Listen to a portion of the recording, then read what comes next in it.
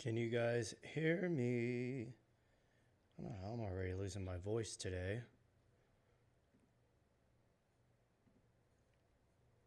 Are we live? Are we live? Are we live? Are we live? We are live. Can you guys hear me? Sounds like we're sounding Gucci. Got one thumbs up, so I guess that means we are in fact alive.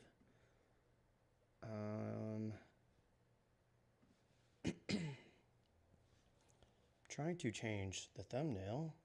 There it is. All right, guys, I'm just changing the thumbnail, then we will get started. Only reason I'm going live today is because I have a lot of stuff to get done, and I don't want to do any of it. So my ADHD said, go live, bro. Just do it. Go live. Just do it. So that is what we're doing. Audio pretty low. Let me turn it up. Okay, I'm at +6, so we should be better now.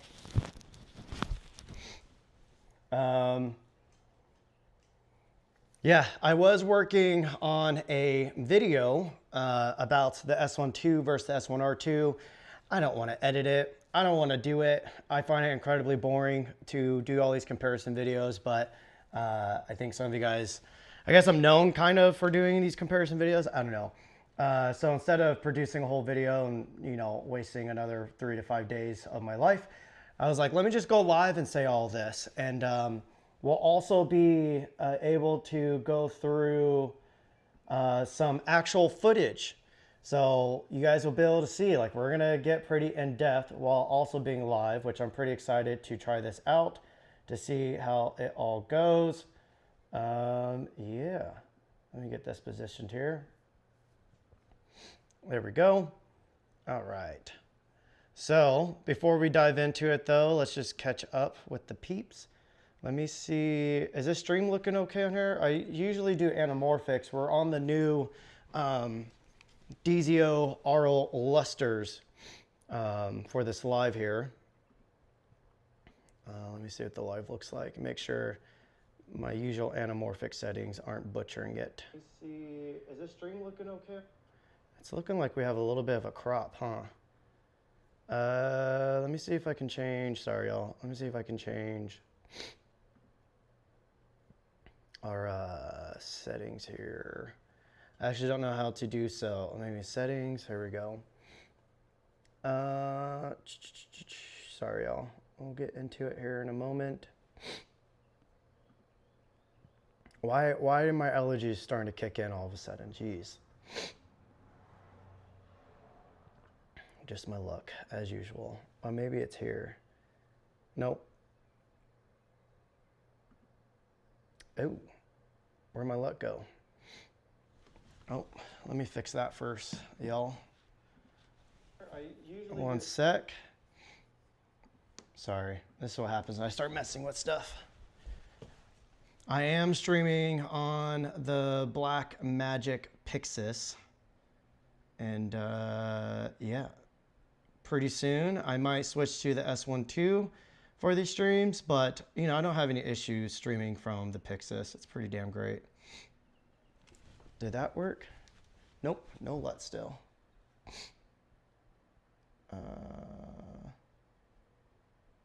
What did I do wrong here? Streaming information. Doesn't look like any of this is working. Got it to work before. Sorry, y'all. Oh, wait. No. Bear with me, y'all. It's in stream mode. Huh. Maybe. Well, I guess I'll go back to using my LUT here. All right, we're almost there. Man, I thought I had my shit together on this. Well, look at me now. Look at me now. Now if I could just find my damn LUTs. Anybody know how to Again, I've done it before. I don't know what's going on with it. Let's just do this one for now.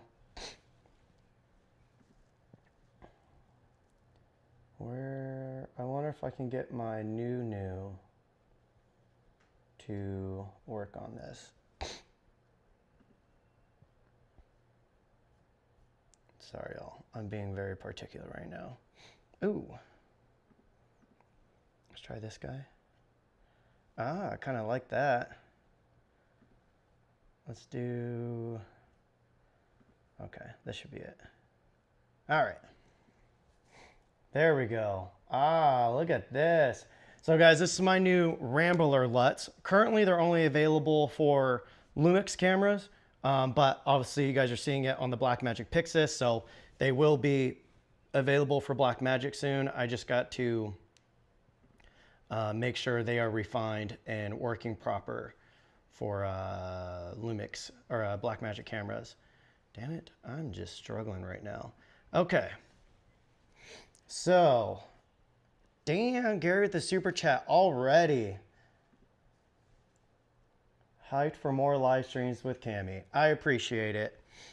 Also, I don't know what it is. Girls always call me Cammy.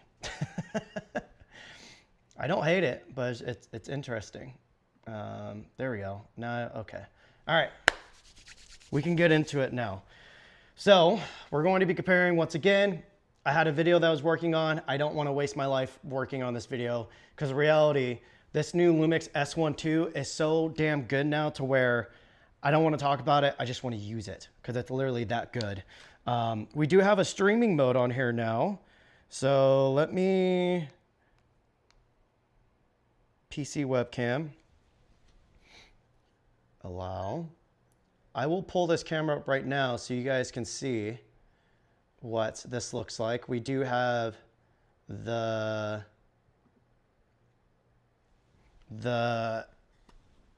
boom.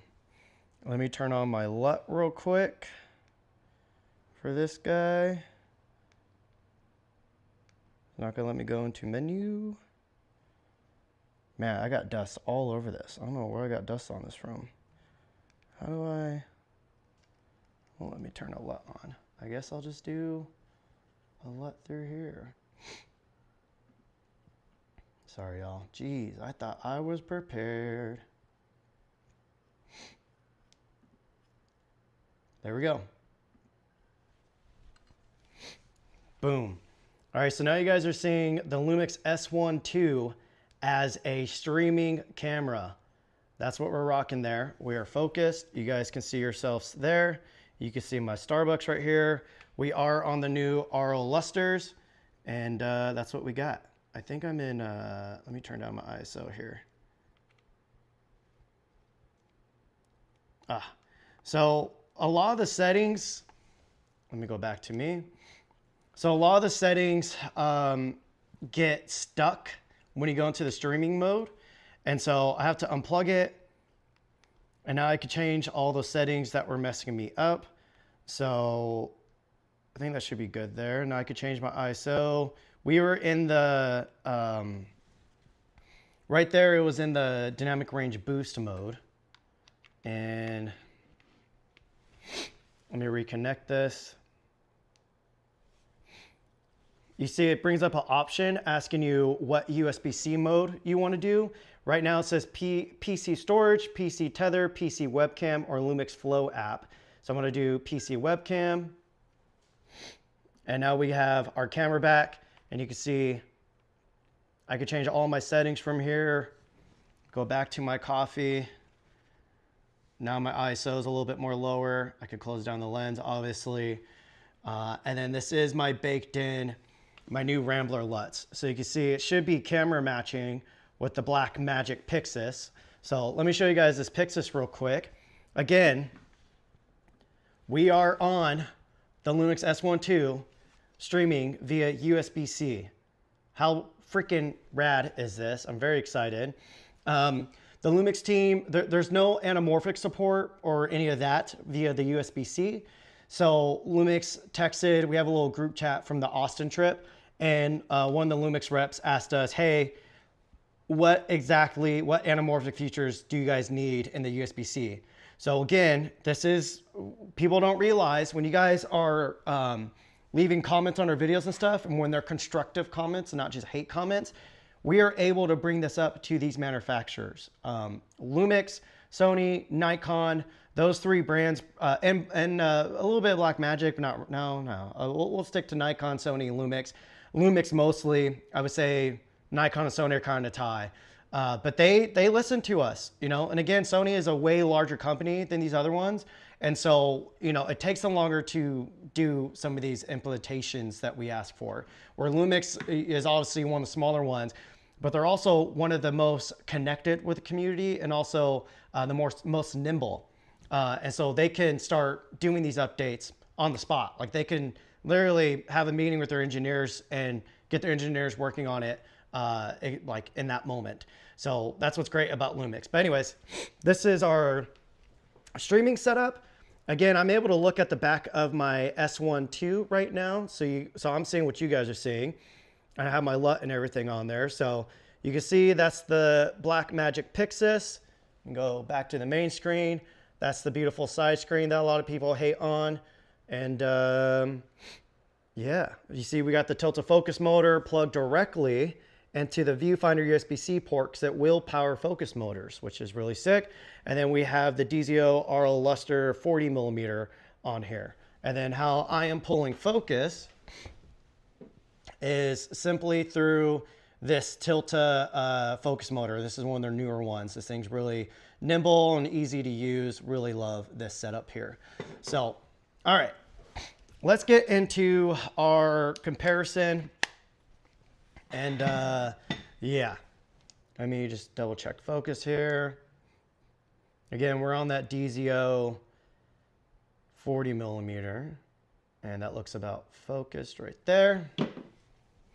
Okay, before we go and get technical, let's go through the comments real quick. There's there's 50 comments already. That's crazy, and 26 likes. If there's 50 comments, there should be 50 likes.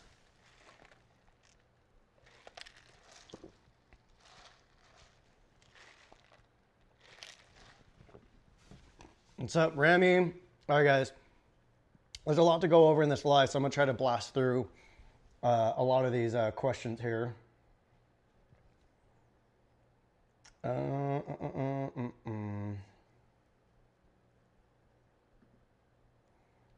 glad you guys enjoyed it. That video was really fun to make, and I might be doing another similar one with another upcoming camera, so stay tuned. The camera's already announced, but it's not out or shipping yet, so I'll let you guys guess what camera that could be. My color grading looks almost AI. I don't know if that's a good compliment or not. Oh, title says, thank you y'all for catching that. Let's go fix that before people think I'm starting a new camera rumor. That's not the right video. Man, this video is starting off rough. S. Okay. Thank you for catching that, y'all. All right. Jorel's in the house. Bro, I don't know if you're allowed to be on this live because we're talking about a whole lot of non-Canon stuff. I have the Fuji XM5. I use it when I'm craving some Fuji stuff, which is not often, but it happens. Yeah, Kofi crushed his video. I want to do was a Z6III versus S1II, more so tech people. There's more of a camera than just the sensor. Yeah, we'll be talking about that on here. I did say Z6III in my title, right? I didn't fuck that up too, hopefully. Okay, I did. Okay. Are you using the DJI Focus to pull? Yeah. So I haven't set up my DJI Focus LiDAR Pro setup yet for these DZO-RLs. Maybe I'll do that after the live. So I'm just using the Tilta thing as you saw. I appreciate, again, Gary, the super chat. Very, very, very kind.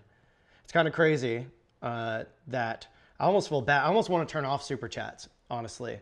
Because, you know, I'm not doing this to, these lives aren't to make money. These lives are to hang out with you guys, and to what we're going to do today, haven't done before, is basically I'm going to show you guys the video I would have produced to compare these three cameras.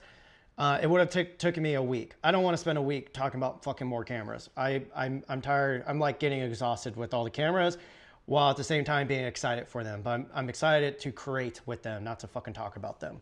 So I think these lives like this are going to be dope. And I still prepared some stuff. Again, we will be, you guys will be able to see some of the edit that I was preparing, but instead we'll go over it together so you guys can see what we're talking about. I'm not sure. I'm desperately waiting for the RE log update myself. So we'll see if everything comes out at once, or if they'll put it out in breadcrumbs. I wouldn't say the difference is shocking, but it's definitely like a totally different workflow that you have to do between the two cameras.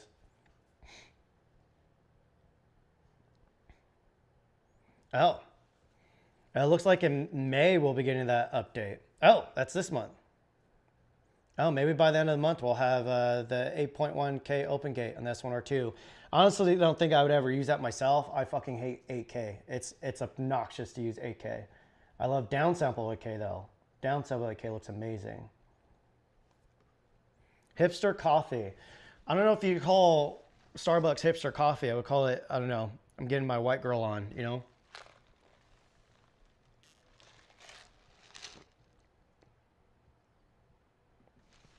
Vicky said, guys, we'll get into the video here in a few minutes. I'm just trying to get through these comments first. I'm not a big videographer, not yet, so focus more on wildlife photography. How do you think the new Lumix or Lumix cameras will do? I think it would do great. I don't do a whole lot of wildlife stuff, but I think a lot of wildlife guys like to do the Micro Four Thirds cameras. Since it's like a 2x crop, you get way tighter to your wildlife. And then you don't have to use as like giant, crazy, expensive lenses, I think. I could be wrong, I'm not sure. Again, I don't shoot wildlife.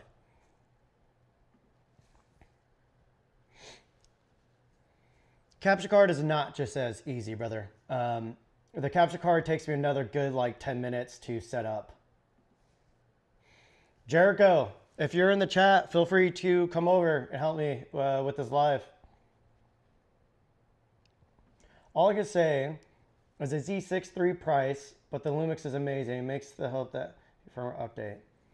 Yeah, we'll talk about price. Maybe we'll talk about price first as a comparison. Oh yeah, I never get hate. Never.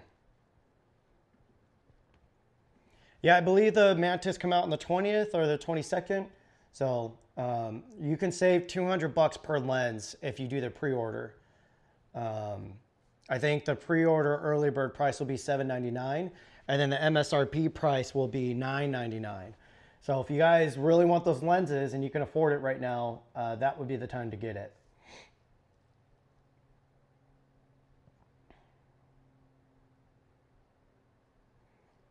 Let's see Sean Wise.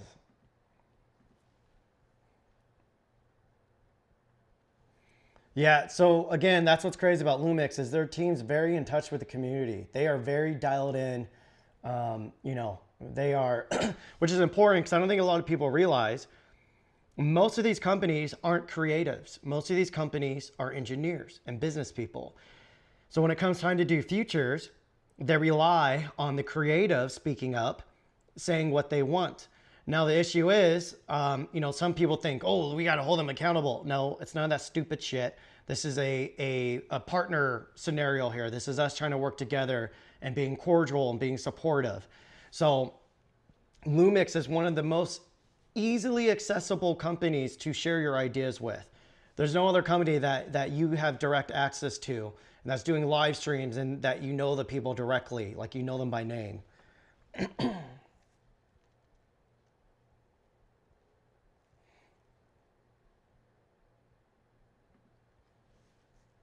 Yeah, we have 132 people in here. Pretty cool. I appreciate it, brother. Yeah, these LUTs I made, I wanted, there is some noise up in that corner there. That's interesting. I don't know what that's about. My Roadrunner LUTs have like that warm, like filmic type look to it. These also have that look, but in a more vintage way, I would say. And this is the Millennium one. If I went to the flat one, the shadows flatten out, but I didn't set my resolution up right for the stream, so I don't want you guys to look at those side blanks over there. I appreciate it, brother. I'm sorry if that's loud. Drop the hair routine cam. Maybe one day. Everyone thinks I'm bald up here, but I'm not. You can see I got lots of hair up there. There's a lot of hair. I show my forehead right now, but this hat puts a giant dent in my head. Content. Things I'll never buy. Brother, 100%. I absolutely love the S9, but now since getting the S1II, when it comes to video, I'm not touching anything else for content creation. The Pixis 12K, I think it's going to become my A cam for like more high stakes type shoots, like high-end documentaries and stuff. And then S1II will be B cam. And then for everything low stakes where I don't need a cinema camera, S1II is going to just run the show for me now. It's kind of fucking wild.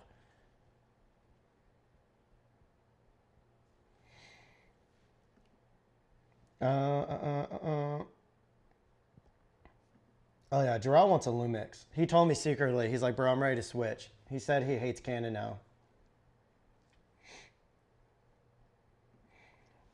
Speaking of, again guys, we'll get into the comparison here soon. Speaking of though, so you guys saw the collab I did with Gene with my light. I should probably go grab one. I'm getting, I can't talk about the deal too much, but you know, I didn't do that deal to get rich, okay? That's not gonna happen. But the money that I will be getting from it, I'm going to set aside $10,000 to do a filmmaking competition. I literally just came up with this morning. I already have a couple of brands willing to also get some things. So DJI said they are in, and they're gonna give me a DJI Pocket 3 to include into the first place prize. And then you guys could assume what else might be included into there. But I'm thinking third place will win my light. Second place will win my light and some maybe extra Gene lights into there that I like to use a lot, plus $1,000. First place will get $9,000. They will get a DJI Pocket 3. They will get all the lights, and they might get a couple more things. I don't want to announce it yet because you know, I don't know what's going to be plausible or not. But I'm not going to let any of these brands get too involved. I want to do this all on my channel. I don't want to deal with any of that technical bullshit. I'm going to keep it really simple. So far, the rules are going to be you can't use any budget, or maybe I'll do like the max you could spend is like $500 or something like that, because I don't want people going overboard with this. The whole point of this is I want people to be creative and push themselves and push their own creativity. So I'm gonna have like maybe 5 guideline shots that you have to include into the video, because I don't want anybody trying to do any half-ass shit. I want you to practice actual filmmaking techniques. So say if I say, oh, you have to use a slider in the video, automatically people are gonna be like, oh, well, you said no budget and I gotta go buy a slider. No, I said you have to use a sliding motion. So you could put your fucking tripod on a towel and drag it across the floor. Like there's a million creative ways to add a slider shot into your video.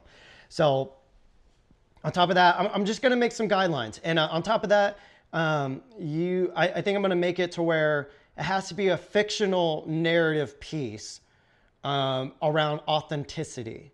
So I don't want anybody trying to do some half-ass mini docs on their buddy or anything like that. I want actual filmmaking results, but I don't want it to be overwhelming. I don't want people thinking, oh, this person's getting involved and we already know they're gonna put 5,000. Nope, I don't want any of that. I don't want any excuses. I don't want any of that bullshit. So that's what the rules are so far. When will we run this? I'm not sure. Maybe July. I don't know. We'll see. But yeah, that's my idea so far. Jarrell, I'm excited to see your guys' live in 2 days to talk about it.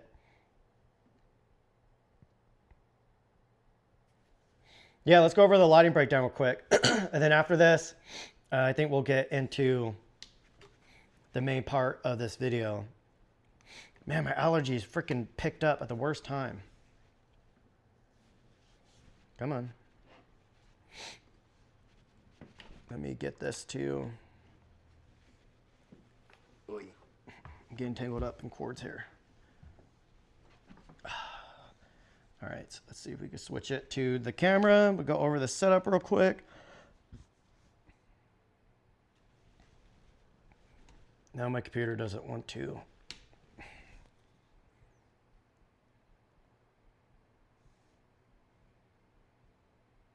Now it's not asking me what mode I want to go into. Did I break this already? There we go. Do, do, do, do, do, do. Okay. All right. So the streaming setup. Again, this is so sick. I just look at the back of the S1II while I'm doing this. But again, Blackmagic Pixis with the DZL-R lusters. And then I just have this guy here. This is the Nanlite Pavo Slim. I use this thing religiously. It's a, you can see, you can compress the softbox and then the softbox can just pop out. It's a little slim light. And up here, we have the Amaran 150C. It's a RGB COB light, and that's just hitting out over there, and that's it. That's our lighting setup. Nothing too crazy here. So that's that. Okay, let me, I'll circle back to these comments here. Okay, so let's start talking about the comparison. We have 150 people in here right now, 63 likes. That's what's up, and we're about 30 minutes in. All right, so let's start off with the Lumix S1II versus the S1RII, and then we'll go into the S1II versus Z6III. So the big differences, obviously, is for me is readout speed. The S1R2 sensor is the same sensor in the DJI Ronin 4D, which that 8K sensor has a beautiful character to it. I don't know what it is, but the way it saturates skin tones really helps you separate the skin tones from the rest of the ambient tonality. So when you go and start editing the files, it feels like raw files almost. So when the S1R2 came out with that same sensor, I was like, oh my God, this is fucking amazing. I absolutely love the image coming out of this. So when the S1II came out, I was like, I don't know if it's gonna have the same look. It doesn't exactly have the same look. Like the S1R2 still has like a special punch to it. And that's probably because it's that 8K being downsampled to 4K timelines. You're essentially you could turn a 422 or 420 signal into like a 444 type signal almost with all the extra color fidelity that you're getting from the 8K. I got something in my eye here. So the S1II does not have 8K, it's 6K. But with that, we're getting more dynamic range and in the standard mode and the boost mode. Again, we'll go into my DaVinci Resolve file, and I will literally show you guys the differences between the two. And so the readout speed is faster on this. So again, when this first came out, I was like, I still might use my S1R2 a lot for filming. After using this more, no. The S1R2 is gonna be my stills and hybrid camera. So when it's like stills first, then video, that's where the S1R2 will come in. But when it's 50-50, not even that. I guess, I don't know. The S1R2 is like just, I've been doing photo shoots with it. I absolutely love it. But then when it comes to more video-centric things, video first, S1II all fucking day. I don't plan on doing any photography with the S1II. It's 24 megapixels. I'm a megapixel snob. I could care less about 24 megapixels. I love the 44 into the 50 range. Man, what is in my eye? So, yeah. So that's kind of how it's going to go moving forward. Now, let's go over the dynamic range between the S1R2 and the S1II. Let me bring up my... There we go. So you guys are seeing what I'm seeing here. Let me show you. So this right here was going to be my this is like part of the edit that I was doing. So what I'm talking about here, let me come back to camera real quick. Man, I need like a wireless side screen where I could control Ecamm. One cool thing, let me grab my S1R2 real quick. Sorry, guys. I thought I was prepared, but I suppose not. Let's grab the Z6III while we're over here. And where is my S1R2?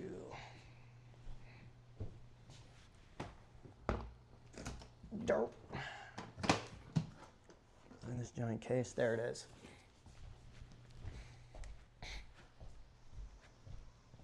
Okay. So I got my Z6III out and I got the S1R2 out. So one really important feature, I wish every camera company made this a standard. You can now, say if you invest into multiple cameras or you pick up a new camera that's in your same system, I can back up all my settings. This is what I did when we were in Austin. I put a SD card into here. I backed up all my settings to it. It takes like 10 seconds.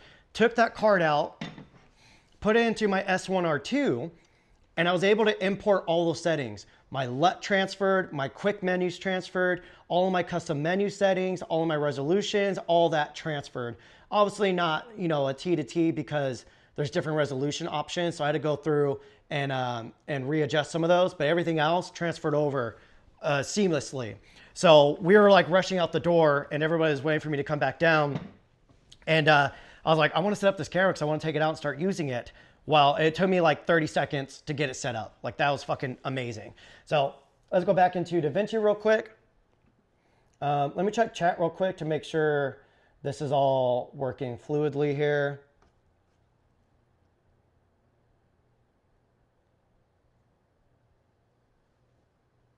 Okay, I haven't heard any complaints. So, so you can see right here. Actually, let me just, maybe I could just play this for you guys. Is that plausible? And let's just see what we got going here. Now, when it comes to the dynamic range expansion modes or the dynamic... Can you guys hear that? Can you guys hear that clearly? Like through actual Ecamm, or is it coming through my mic? Can you let me know?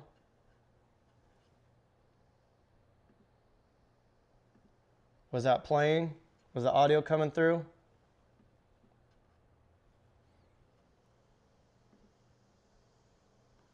I know there's a delay in the live. Let me just go watch playback myself. I haven't done this before, so sorry guys that this live's going a little clunky here. I'm trying my best. I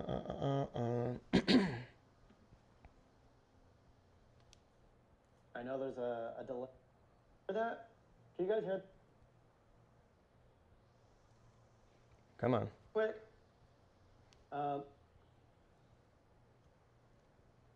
Okay, I haven't heard any complaints. So now when it comes to the dynamic range expansion modes or the dynamic...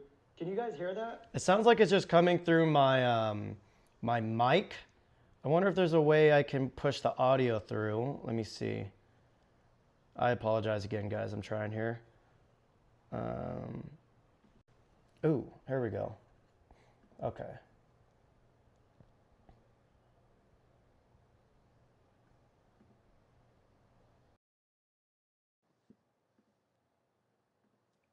Boom. Okay, this should work now. All right, so let me just play this for you guys. Now, when it comes to the dynamic range expansion modes or the dynamic range boost modes on both of these cameras, I just call both of these modes the tripod modes because I only use them when I'm on a tripod. Obviously, they're going to increase your rolling shutter, but you know, when it's on a tripod, you know, the rolling shutter doesn't matter, even if I'm like running around in circles in front of the camera. If it's on a tripod, even though it does slow down the 14-bit mode or even a... Basically, what I believe is happening is the camera might be going from like 12-bit mode up to 14. So we all understand they are the underdog. Guys, what I love about making... All right, that wasn't the segment I wanted to show you guys, but this is cool. This is working. Wait, where is that damn segment at? This one? There's not any audio on there. All right, let me just do a manual breakdown on this. So, Was I in the boost mode on these guys here, or was that later? Yes. So you can see right here.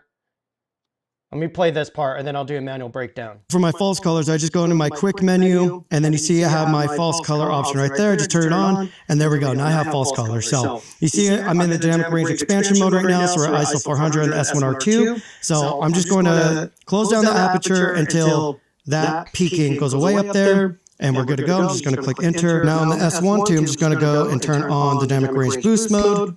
There we go. Go in my quick menu, turn on false color. And let's open up the aperture, close it down to that peaking goes away, and there we are. So you can see on the S1R2, we're at ISO 400 at f9. And then on the S1II, we're at ISO 1000 at f11. Okay, so you guys saw there that the exposures are totally different on both of these. So in these clips, we are in, let me go to my color grade right here. So in these clips, I'm just using my new Rambler LUTs on here. So you can see the exposure was different in both of these. So this is the Lumix S1II clip. Let me see if I can make this bigger for you guys. Maybe if I don't know how to make this bigger. So this was the actual exposure. You can see there's no exposure adjustments on the S1RII. So for the S1II, you can see we have basically a whole stop of exposure. So I was able to push the exposure a whole stop above the S1R2.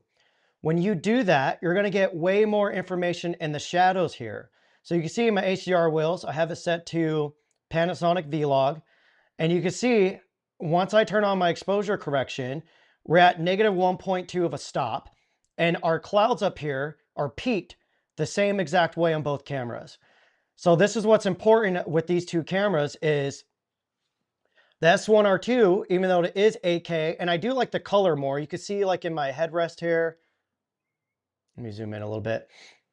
You can see on the S1R2, the headrest, it's just, there's some, I can't explain it, but the way that the color holds, it just looks a little more juicy.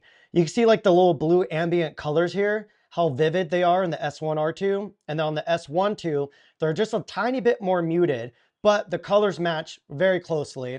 I forgot to check my white balance. So this is just a white balance correction on the S1II. You can see it's very, very, very subtle. But yeah, you can see overall, both images look very similar. The S1R2 does have that 8K punch, and then the S1II, you know, is 6K. So next to it, it doesn't look as punchy. But you know, if it was just the S1II image, it would look just as punchy. But anyways, again, the important thing here is I was able to overexpose a whole nother stop on the S1II, which preserves way more shadow information over the S1R2.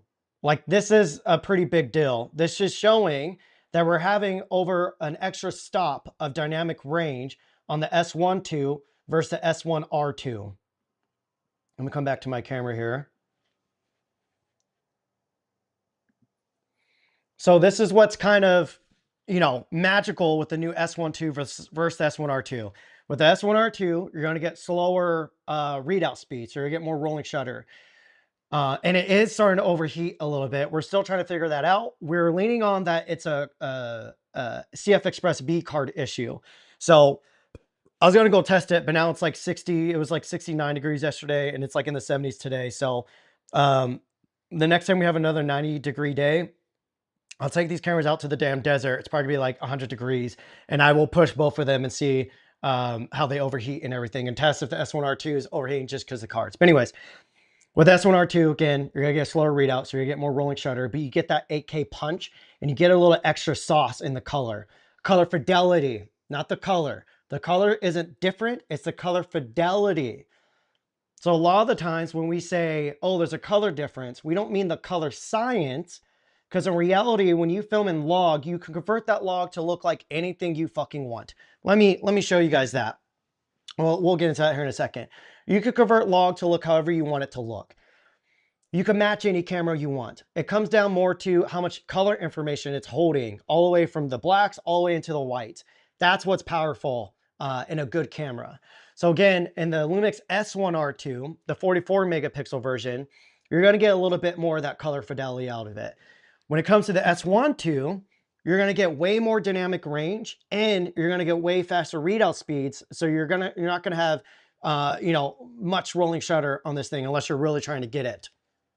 So for me, and again, that's not to say that the S1II doesn't have good color. It still has fucking amazing color. It has, if you guys watch my S1II launch video, in the intro, someone even commented, oh, this looks too digital. That guy's a dipshit. I think what people were seeing was I don't usually shoot on spherical because I shot that intro on these RO lesser lenses. So they're sharper than what you guys are used to seeing on my channel. On top of that though, this camera holds a lot of color information and dynamic range. And so the way, obviously when I'm exposing low light stuff, you overexpose it without peaking your highlights. And then in post, you bring it back down. Actually, we'll go through and we'll break down that color grade in this live as well for that intro film. So you guys can see what I was doing there. But the way that the S1II holds so much dynamic range, you're able to get like a really high-end look out of this. It's kind of bizarre how good the fucking image quality is coming out of this. So that's the main difference between the dynamic range. Again, is when exposing on the S1II, you're able to push it another stop, a little over a stop when exposing. So you're able to overexpose it a little bit. When you overexpose it more, you get more shadow details, you get a cleaner image out of it. But with the S1R II, you're still getting a clean image out of it because that 8K, it has the same amount of noise as other like 6K and 4K cameras, but the difference is it's compressing it more. Because when you put onto that 4K timeline, your megapixels, your resolution becomes tinier. That means the noise is becoming more fine. So it ends up looking more like detail rather than just noise. Hopefully that was a good explanation. So that's the difference between the dynamic range of the S1II and the S1R II. Let's talk about the difference in dynamic range between the S1II and now the Z6III. So when this is a long-term loaner from Nikon, I probably have to send it back actually soon here. I absolutely love this camera. You guys know I love my Z8. The Z8 with the Nikon RAW, it really does hold up to cinema cameras. Like the Nikon RAW is fucking gorgeous in the Nikon Z8. So much so that, I've used the Z8 countless of times now on bigger shoots where we didn't want to waste time rigging up a giant cinema camera. So we just rigged up the Nikon Z8 and we used the NRAW, and oh my God, it's that camera image quality is stunning. But stack sensors, people don't realize stack sensors have more noise and they might not have as much dynamic range. The reason being, when you create a stack sensor, you physically start doing things to the sensor to where light has a harder issue hitting all those photodiodes and blah, blah, blah, all that, those physics and science behind a sensor. And so you're not getting as much, it's not collecting as much light because you have more, what's the word? You have more shit on the sensor. So when you get the faster readout, you're making that sensor more dense to collect light. The 8K, the Nikon Z8 can downsample the 8K into a 4K RAW, but there's an issue with it. It clips the blacks by another stop or two, and it does a color cast into the blacks. So my main gripe with the Nikon Z8 is the NRAW files. Even though they do have a compressed version on it, it's still fucking ginormous files. The files are huge on that bitch. And so when the Nikon Z6III came out, I was like, holy shit, I'm super excited because now I could do 6K RAW and it looks amazing. The one downfall of the Nikon Z6III is how fucking noisy the footage can be. So you'll have some Nikon Z6 owners on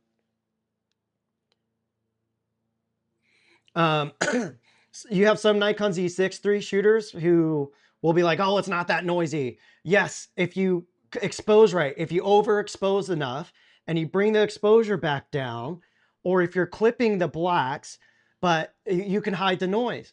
But if you're doing any exposure where you need that information in the shadows and the blacks, and you can't overexpose a shot, for instance, this, my living room is very contrasty.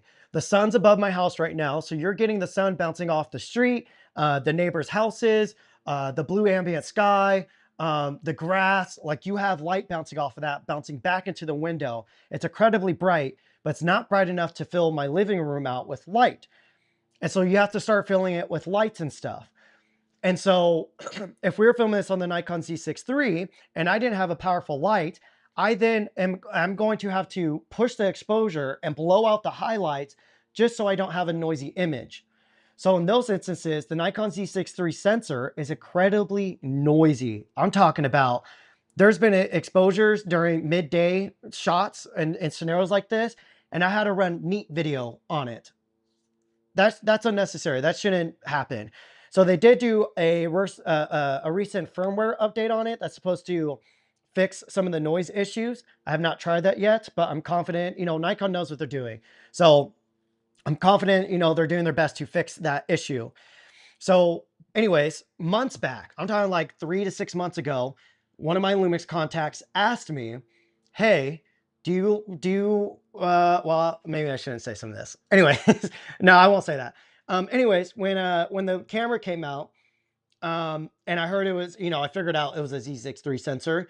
I was like, oh no, I hope it's not as noisy. It's not. So that's, the biggest thing for me. There's other big things we'll get into in a second.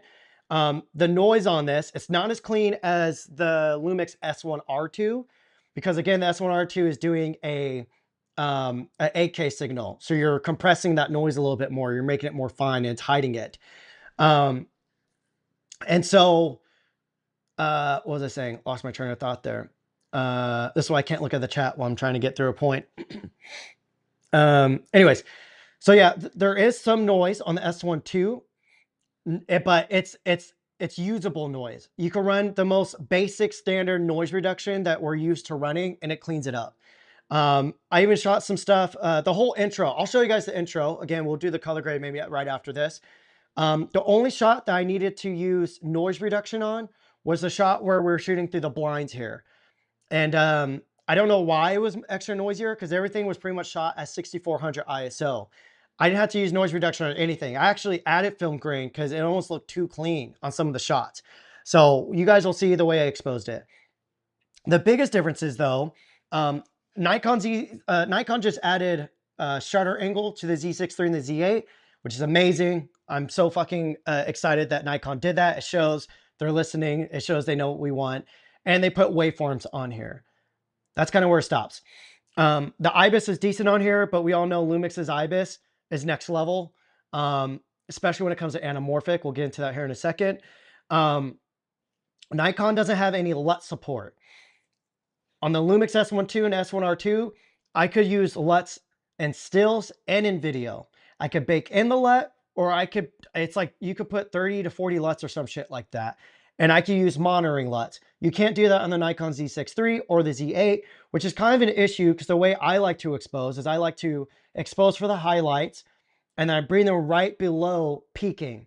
And so that means I'm saving all the information in the shadows. Even if I don't need to, I still do it like that because I have all this room to create windows and posts and to color grade and all that shit. So when it comes to doing that on a Nikon camera, you need an external monitor to do that. I'm sure Nikon's working to implement all this stuff. Nikon is being very bullish. They're being very aggressive with throwing more features into their cameras. I have a feeling a year from now, the Nikon Z6III and the Z8 are going to be complete different cameras via firmware updates. Nikon knows what they need to do. So that's it with the Nikon Z6III. When it comes to the S1II, obviously we're getting open gate. We're not getting that on the Nikon Z6III. The main beautiful thing the Nikon Z6III has that the S1II and S1R II doesn't have is NRAW.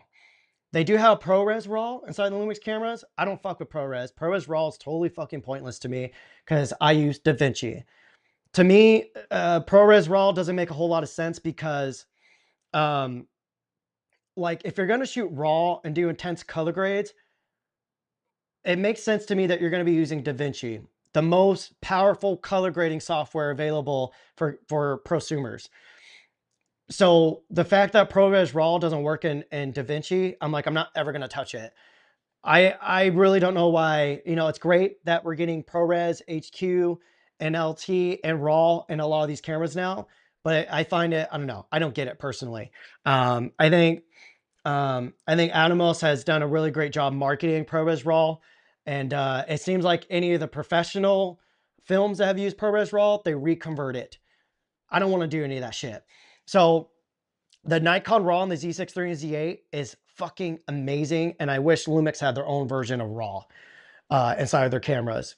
So that's what the Z6III has going for you. So if you don't need OpenGate, if you don't need IBIS, and if you're used to just running external monitors and you want that NRAW, that raw performance internally, go Nikon. If you don't need, if none of that's like a big worry to you, go with the Lumix S1II, because you're going to get OpenGate, you're going to get the best IBIS. I think it's my dryer. I thought I heard somebody. You're going to get full anamorphic support, and you're still going to get external B-RAW. I've been trying, I had Blackmagic send me out their monitor assist tool, and I haven't got it to work yet. I'm still going back and forth between Lumix and Blackmagic, figuring out when we're going to be able to test that, because I really want to test it and see if it's worthwhile. But yeah, if you don't need any of those Nikon Z6III features, go with the S1II. Again, OpenGate, best IBIS. You're going to get way better dynamic, I shouldn't say way better. You're going to get better dynamic range performance out of the S1II versus Z6III. You're also going to get better noise performance out of the S1II versus Z6III. On top of that, they both have waveforms. They both have a shutter angle, but you have the full LUT support on the S1II.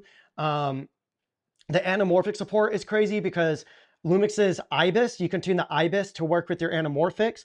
If you try to use anamorphics on a IBIS camera that doesn't have anamorphic support, you get really bad wobbles. It ruins your footage. It makes it unusable. It will ruin, if you use if you use IBIS with anamorphic on a system that doesn't have support to match them up, you're going to ruin your shoot. So Lumix fixes that because they tune their IBIS to the anamorphic.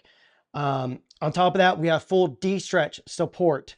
So you can de-stretch all your anamorphics on there. We now have a 4x3 mode on here. Again, almost a year ago, I asked Lumix if they could give us 4x3 mode.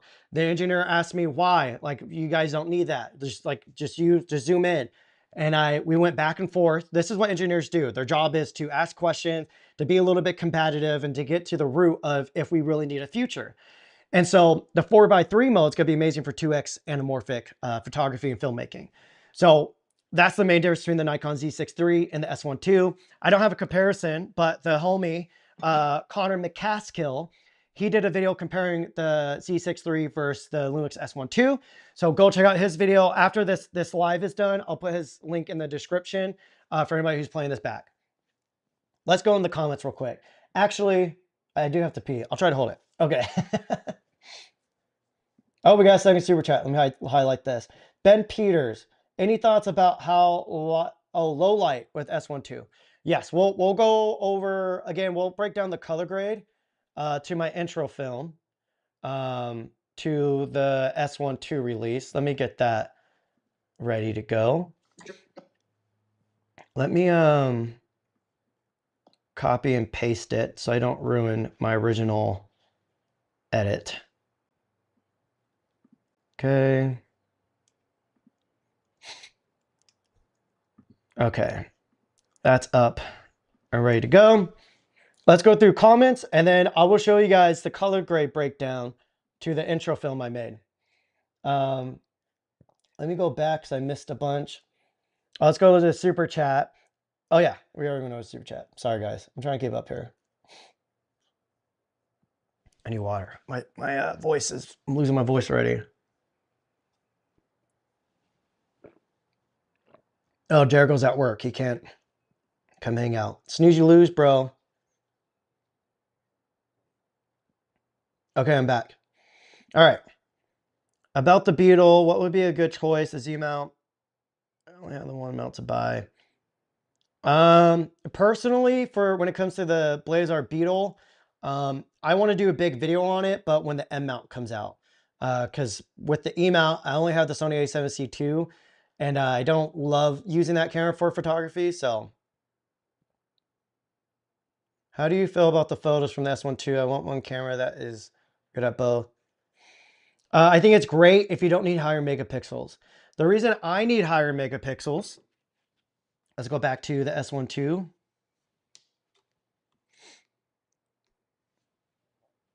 So the reason I need higher megapixels, let me wait for Ecan to pick it up. Oh, I clicked the wrong button. Let me do that again. Turn it off. Back on. PC webcam. There we go. So the reason I like higher megapixels, you guys can see right here. This is a X-Pan print. I shot that on the Fujifilm TX1. I don't know if you guys could tell how freaking huge this print is. This is my hand. Let me go to close focus. That's my hand. That's how freaking big that print is. I actually do sell these prints. If you head over to headwestprints.com, you can get these prints. I shot this on the Hasselblad 907X. That's a 102 megapixel medium format camera. And I shot in the X-Pan mode. That thing's the same size as the other one. Again, you can see that's my hand. And that's how freaking ginormous that print is. I also have another one in my bedroom right there. So that's one of the reasons that I love higher megapixels is X-Pan photography. And then when I do commercial fashion work, you know, you get a lot of losers in the comments saying, oh, nobody needs higher megapixel, blah, blah, blah. Again, these dipshits don't understand. Everybody has different use cases. Not everybody fucking needs the same thing. So a lot of the commercial work that I do, when you go inside of a store and you see a large print, that's the type of stuff that I shoot. If you go into the store and you see small prints like above the jeans and stuff, that's the type of shit that I do. If you see ad placements on websites or like social media use, that's the shit I do. And a lot of the times, the marketing team, they have to, you know, make copy of basically, you know, doing different crops and expanding photos and leaving negative space to put logos and sales and blah, blah, blah. So that's why I like higher megapixels. So if you do not need higher megapixels and you're okay at 24 megapixels, S1II is going to be fucking amazing. It seems like even in the electronic shutter mode, it's usable. Where the S1R2, I would never put that in electronic shutter for photography, just because it's a slower readout.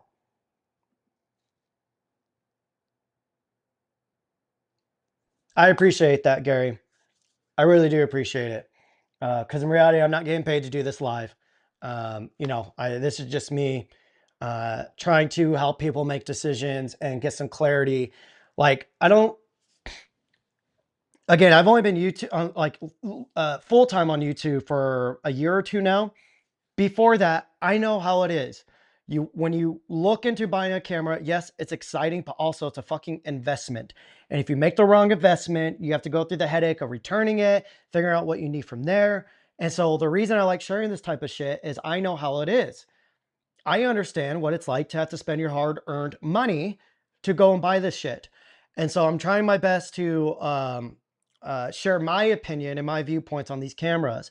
And anybody who might relate to my perspective, they're going to get something out of it. Anybody who doesn't relate to my perspective, hopefully they can still get something out of it.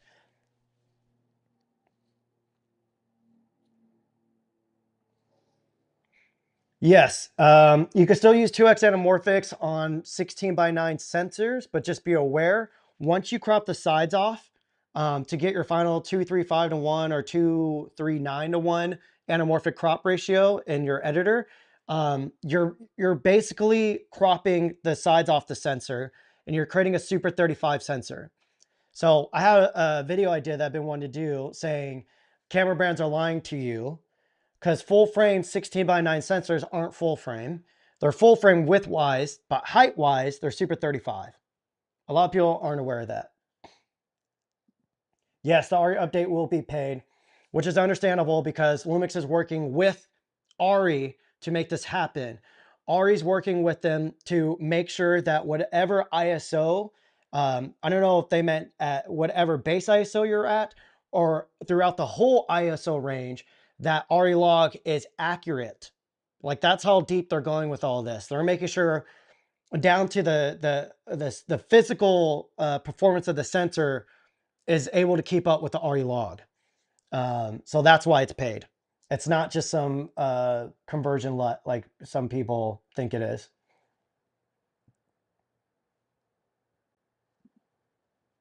I appreciate that. I knew that Gerald Undone was already going to like crush the rolling shutter numbers.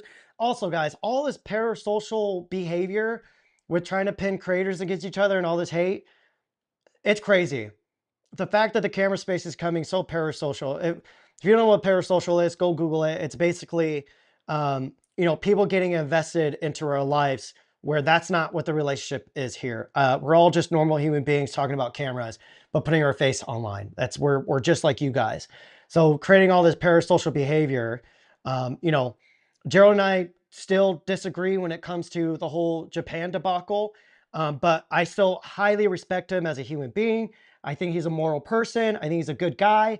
And I really, really respect what he does on YouTube because he's giving us all this information that camera brands don't give us and that they don't give us. They're very hush hush about these details to the point where I wouldn't be shocked if even brands start just relying on Gerald to give them these test results and publishing those results because that's how fucking good he is at this.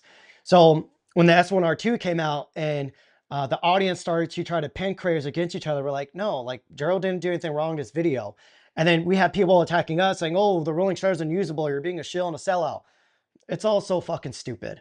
But yeah, with all that said, the reason I just made a joke of the rolling shutter is because I knew Gerald was going to crush it. We all know that Gerald, everyone's going to go watch Gerald's videos first. So I'm like, why waste my time on that? So I just had fun with that. I've seen some NRAW workflows that scare me away.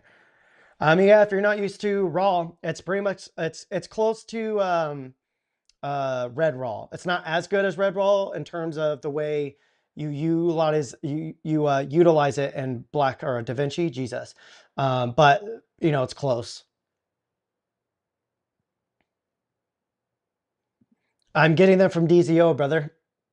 I told him I would do a video on him.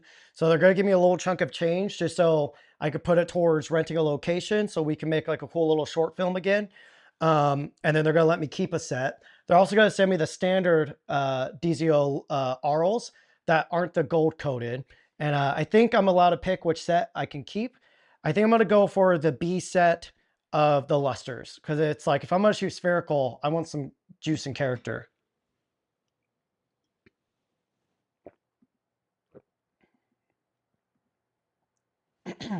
Here's a good question. Jopo, I'm parsing your name wrong, buddy. Sorry. Dilemma a lot of us probably have. Do we wait for Pixel 12K or upgrade our S5IIX or Blackmagic Cinema 6K right away? The new Lumix S1II.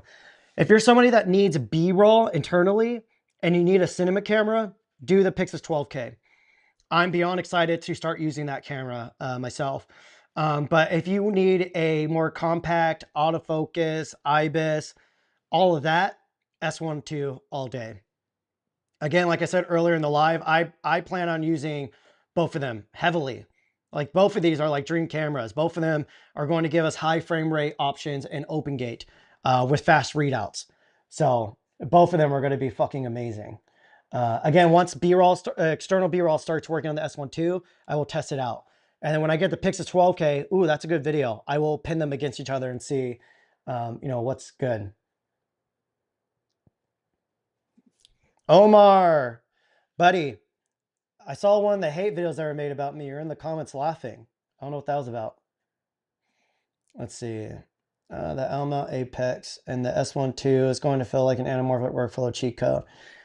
Yeah, for real. I need to ask them an update. I think they might be getting made. I'm not sure. Yeah, the FX3 is amazing. It's an amazing camera, but if you need more features for your workflow, not more because you just want them, but more because you need them, S1II all day.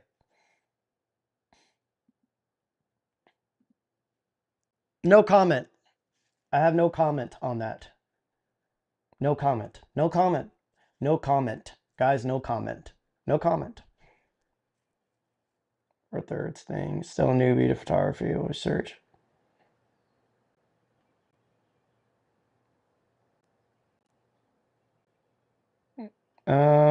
Super chat. Is the Millennium LUT available? Yep, I'm using the Millennium LUT on the Blackmagic Pixis right now. Pixis 6K. So that's what you're seeing. If anybody in the chat, damn, okay. On my next live, guys, I will create a discount code for people who show up in the live if you want to buy my LUTs. I will do like a 30% discount code for you guys. And I'll do it for that, like the 2 hours that I'm live, or the hour. I will put that time limit on the thing. I think that'll be cool. No, let's do fucking 50% off. We'll do 50% off while we're in the live. This is just for everybody who shows up, the homies.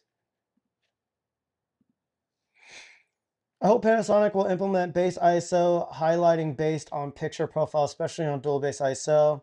Make sure I have correct values in video and photos. I think I know what you mean. You mean like little notifications of what the base ISOs are. That'd probably be pretty smart. I did see that people they'll print little stickers out and they'll put them on like the back of their screens.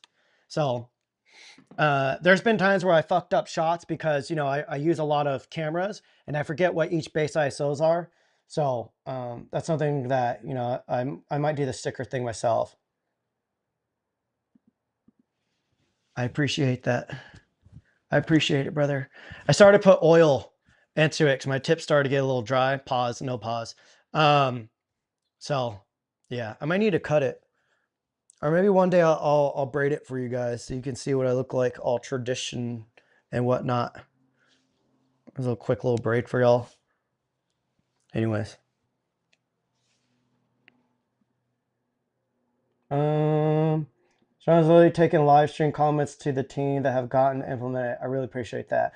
Yeah, guys, I'm telling you, Lumix, fucking, they get on the ball. When they hear a fix or a new cool feature, their team will get on it ASAP. None of this shit, but the client doesn't give a fuck about a rolling shutter. Yeah, they really don't. Honestly, if you're shooting like, you know, high energy, high pace type stuff, then yes, rolling shutter is going to matter. And if you have to do any effects or anything like that, rolling shutter can fuck you up. But if you're not shooting anything like that, no one fucking sees it. I've watched my family watch the most dog shit filmed with crazy rolling shutter, crazy noise, out of focus shit. I don't hear them make a peep. Ain't no normal person looking at that shit.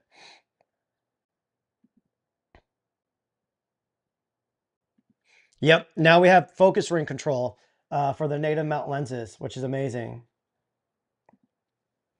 Buddy, so we have a 90-day pause in the tariffs now. On top of that, though, there was a limited stock at launch, but I do believe in a week or two, there's going to be more shipments going out really soon. I don't know. Lumix gave me one. Honestly, never really tried it. I'm a full frame shill.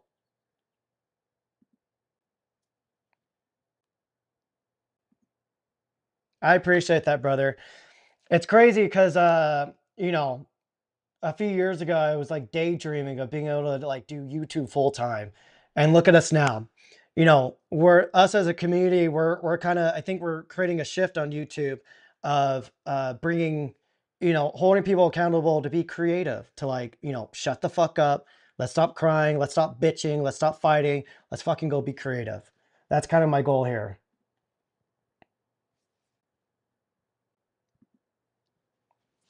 I love this question. So you guys tell me this.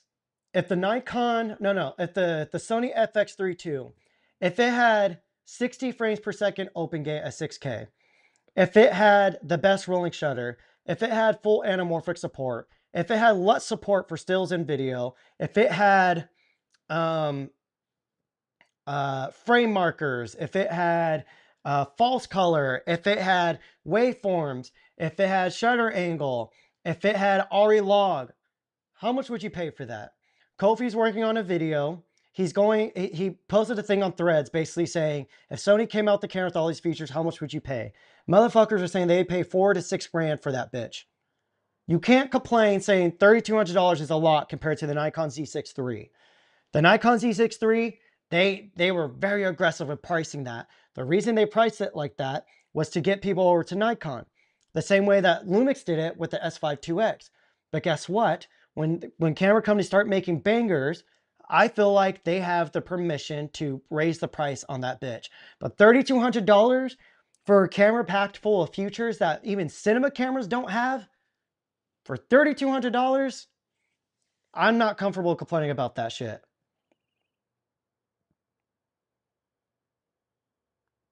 S1R2 for stills work. Oh yeah. Oh yeah.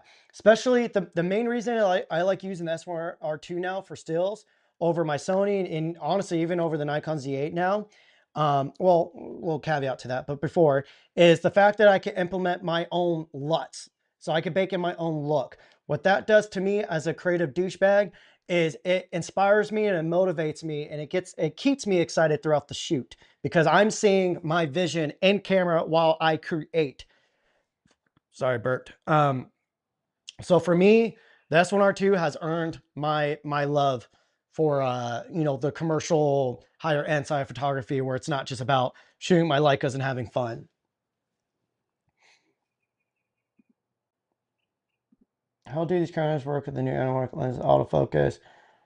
There's S1RII sending me out their 20mm L mount, so I'll know. But that's a 20mm, so the autofocus isn't as, it's not going to be pushed as hard as it would be if it was like a 50 or, you know, 65mm or something like that. Yeah, it's 420. Another shout out, Zach Mayfield. He's a amazing human being. Literally one of the most funniest motherfuckers that I know. His S1II video, he just came out with it today. Go check it out. After My Life. He actually shows and talks about that and Lumix's Kodak. So I'm not even going to say what he says because I want you guys to go watch his video because it was so dope. How to get ideas for short films. I don't know. I kind of struggle with that too. Well, I have a lot of ideas. It's more ideas that I get excited enough about to actually put them into action. Um, uh, yeah, I don't know. They just randomly hit me. Some of you guys know I do music too. So it's the same thing with songwriting. I can't force it. I got to wait for the idea to hit me. And sometimes you just got to go out and live life. You got to, you know, go get your heart broken, go be wild, go make some mistakes, or go help somebody, go do something nice and kind. Go, you know, go live life. All right, guys, I have to take a piss so bad. So I'm going to go pee real quick. And then I'm going to show you the color grid that I did for the intro film, okay? Let's see. We have 196 viewers right now. Let's see how many we drop while I go pee. I'll try to make it quick, I promise.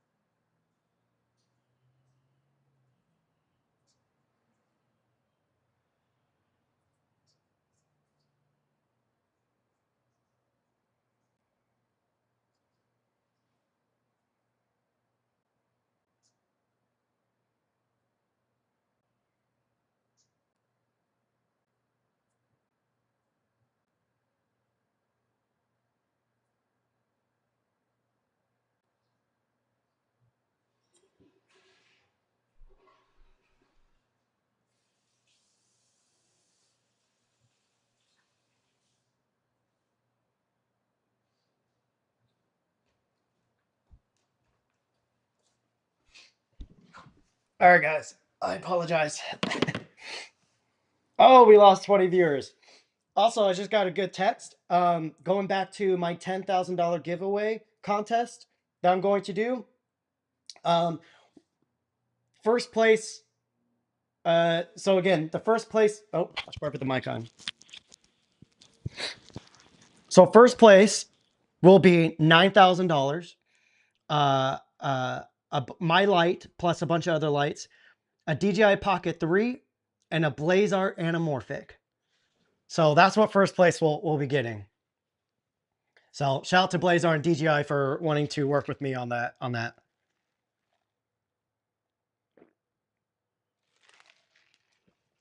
Okay.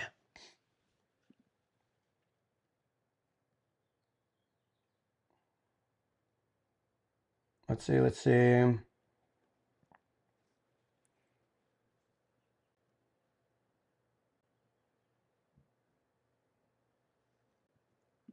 The S1II is basically, it's basically the S5IIX and the new body and all the new features, meaning, you know, ARRI log and USB streaming and all of that. So I think it's more for people who, you know, if you guys are on a budget and you want to get into Lumix's ecosystem and get access to their OpenGate and all that, I think the S1II would make sense for you. Man, I'm so behind on this chat. I'm trying to blast through them. I'm using the Blackmagic Pixis with the Dizio RO Lusters. The new Blazar Mantis are the best lenses for FX3 shooters. Anybody on a 16:9 sensor, the Blazar Mantis will make your life easier.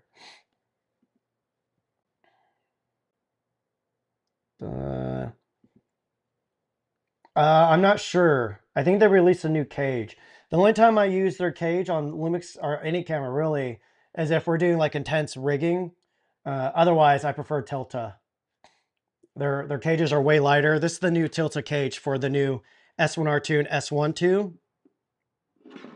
Oops, wrong way.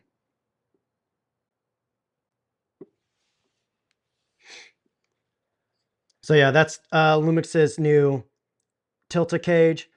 Let me get some more light on it for y'all.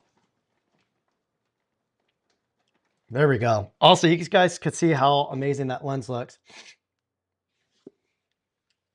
So yeah, that's the new Tilta cage. You can see they put a little notch right there.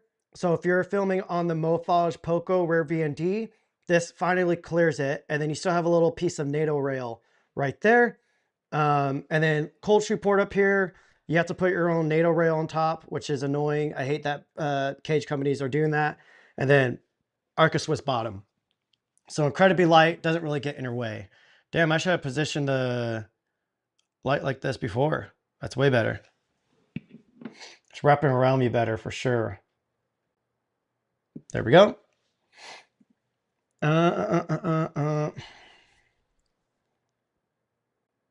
Let's see.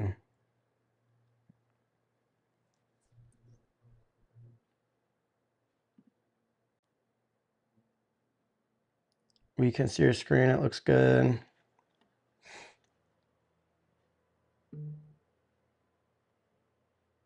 All right, guys. Echo, slight echo. We're in the first now. Oh, I'm sorry, guys. The whole fodder has intense filling. I'm sorry, guys. That whole when we're going through DaVinci, it seems like there's a bad echo. Oh, I'm a noob. Sorry. Do you guys want me to, the segment I showed where I was comparing the S1II versus the S1R2, do you guys want me to go through that? Or no, I think you're fine because we manually went through it too. Okay, let me just go through comments for another 1 to 3 minutes, and then I'll show you guys a breakdown of my color grade of the S1II so you guys can see how damn good the low light is on it.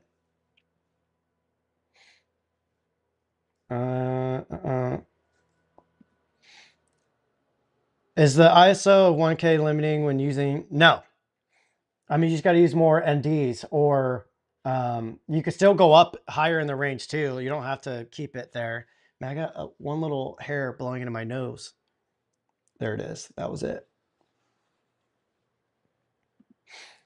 About the dynamic range, I do not think the S1II is having more range. Maybe it's differently distributed because the S1R2 is much cleaner in the shadows. No. I think it is more dynamic range. Yeah, I'm pretty sure it's more dynamic range.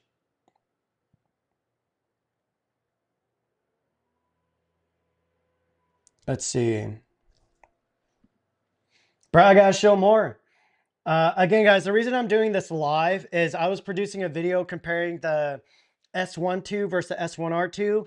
I don't want to do it. Even when I was filming it, I was like, I'm on camera saying, I fucking hate this. I'm bored of this. I don't want to make this video. And that's why I scrapped the whole video. And then last weekend, I produced the whole S1II launch video that I made literally in 2 days. I wrote it all out and filmed it all. Thanks with Jericho. I hired him to come help me. And so instead of doing that, I think this is what we're going to do moving forward.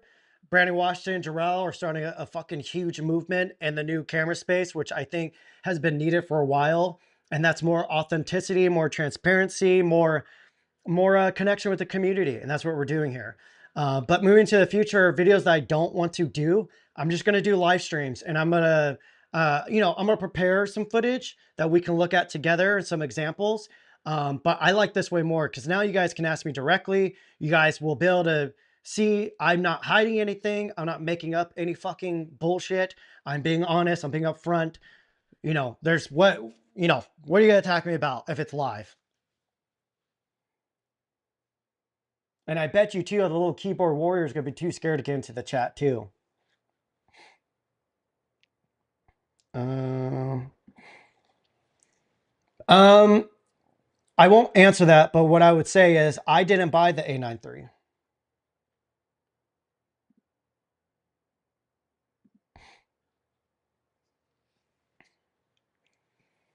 Yeah, I mean, there's noise on everything. But if you learn how to expose, you can get rid of the noise. The issue is when you get into the uncontrolled situations where you gotta just get the noise in there. It does help to have a sensor that doesn't have as much.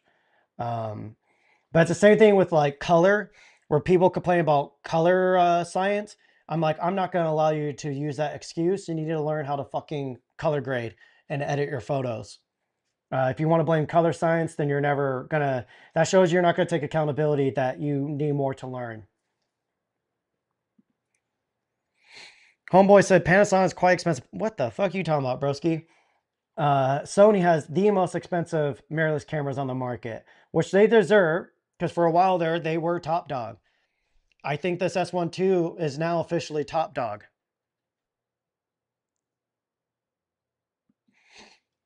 No one's going Ari. There's a lot of information I can't disclose, but yeah, things are going to be changing. Next year, I think a lot of people are going to be like, oh, all right, maybe I should stop lusting over higher end cameras.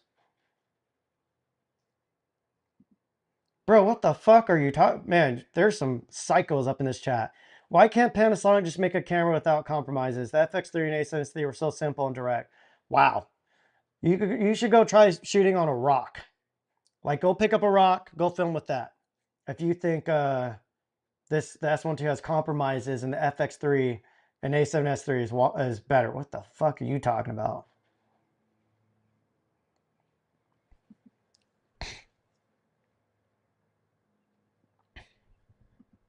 I'm not sure what you're talking about. I appreciate it. This is the combination of my new Rambler LUTs. Also, guys, we have over 203 viewers right now. This is sick. I appreciate everybody watching. Feel free to hit that thumbs up because it will let everybody else know if this is good or not. I'm going to grab my flashlight real quick. I want to flare out this DZO RO luster lens because the flares on it are fucking gorgeous. Oh no. Oh no. Oh no. Guys, look at this. Holy fuck.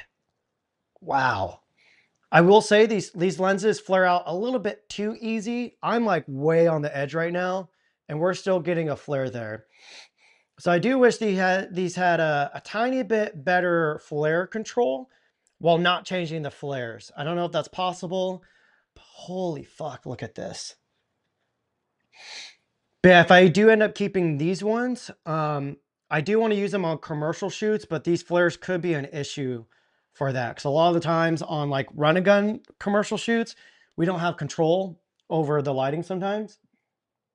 And so that could be an issue. Yeah, so the Blazar Mantis, I guess I'll grab those too, Jesus. The Blazar Mantis will be, I'm just gonna grab one, I'm not gonna grab all three. I believe they launch on the 20th or the 21st. And you can see that's the Mantis right there.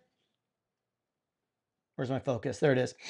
I think each lens MSRP will be $999, basically $1,000. Early bird price for the pre-orders will be $799. So I think on the 20th or 21st they launch. I forget which date it was. But if you guys planning on buying these and you can afford it, I would 1000% do the pre-order if you want to save $200 per lens. I'm sure if you buy the whole kit, you'll be able to save even more money. But again, after the pre-order, price goes back up to $999 per lens. And it's going to be the 35, the 50, and the 75 millimeter on launch. And then down the road, they will have a 25, I think, and a 100 millimeter. I'm curious to see what the 25 is going to look like. I hope there's not too much funky edges on it.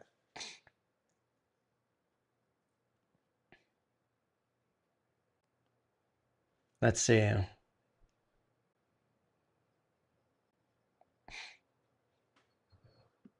Yeah, they're pretty. I'll show you guys a close-up of these DZO RO lusters as well.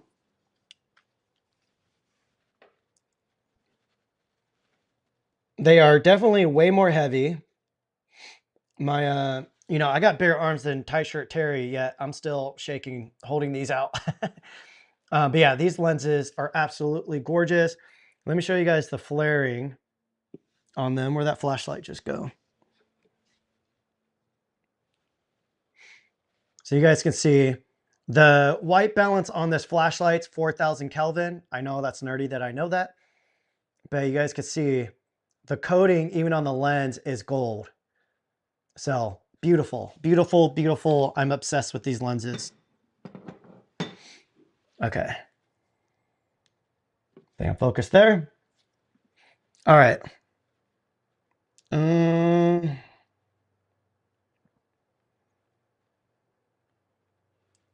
Do you think the false cone and IBIS are better?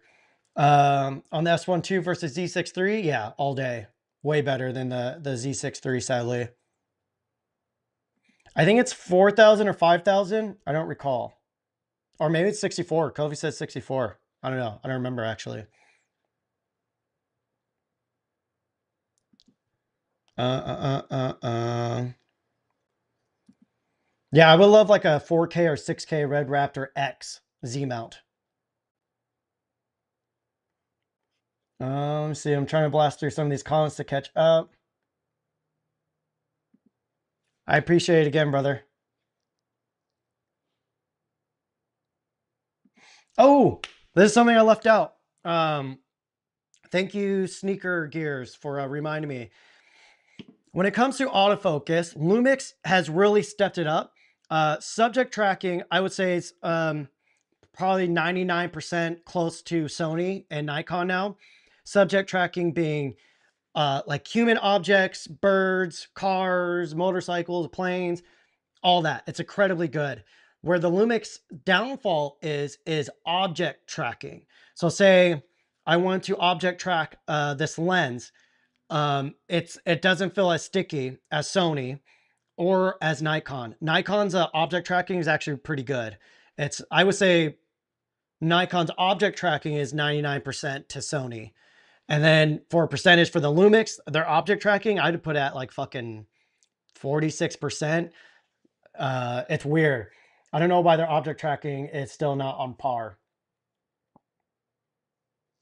Ooh, we got super chats up in the house. Damn, bro. Super chat, no comment, no jokes, nothing. I appreciate that, man. Man, you guys are fucking, I love you guys. This is dope. I haven't tried the Z5, so I don't have any opinions on it.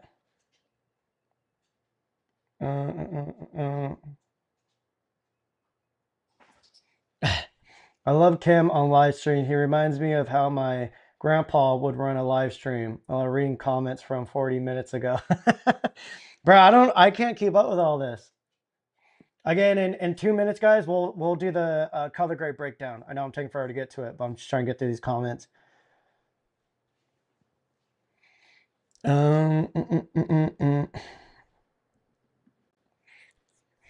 If you don't want or need open gate, any reason to choose the S1II over Z6III? I mean, if you're dependent on IBIS, if you want RE log, if you want full-on LUT support, shutter angle, there's like crazy features that Lumix has that like no one ever talks about. Like even us as shield tubers, like we'll find out a feature and we're like, what the fuck? How come Lumix has never told us about this? So I would say if you're really video dependent and you don't need that end raw, I would just go with the Lumix, personally. Oh yeah, you're gonna get better dynamic range and noise performance over the Z6III, and obviously a shit ton of anamorphic support on the Lumix.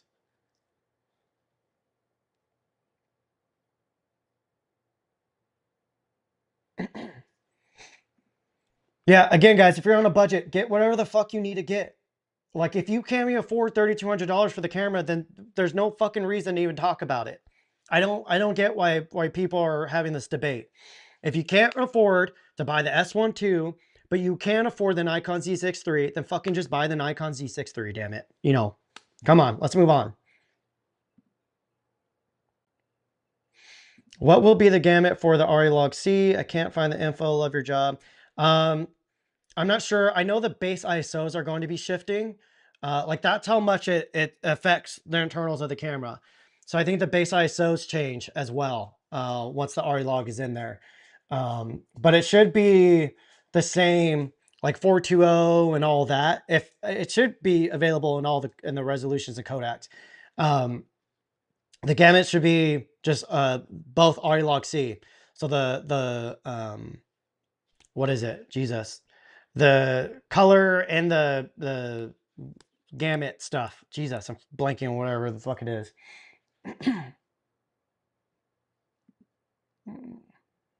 He sees. I do. I see an anamorphic. It's true.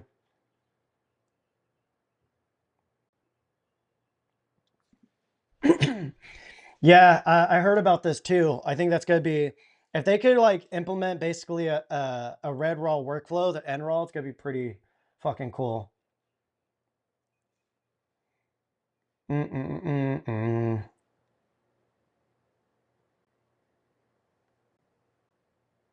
Let's see. If you only grab 2 of the mantises, guys, we're almost through the comments, and then we'll get back into the color grade part. If you could only grab 2 of the mantises, including the long and wide, not yet released, which combo would you get? Definitely the 50, maybe the 25 and the 50 millimeter, or the 35 and 75. I don't know. In reality, if you can only get one, I would start with the 50 and then see how you like that from there. It depends what you like to shoot. I don't know. That's one thing I can't really answer. Shout out to the super chat here. Where did it just go? Sam, oh yes, said, is it true we're getting country roads stave mode and suburb frame marker update here? Yeah, so we got ghetto autofocus. We're gonna get country road, or no, we're gonna get back road ibis. That sounds weird. Yeah, I'm excited for I'm excited for those 2 modes. It is kind of crazy they called it urban autofocus. That's pretty funny.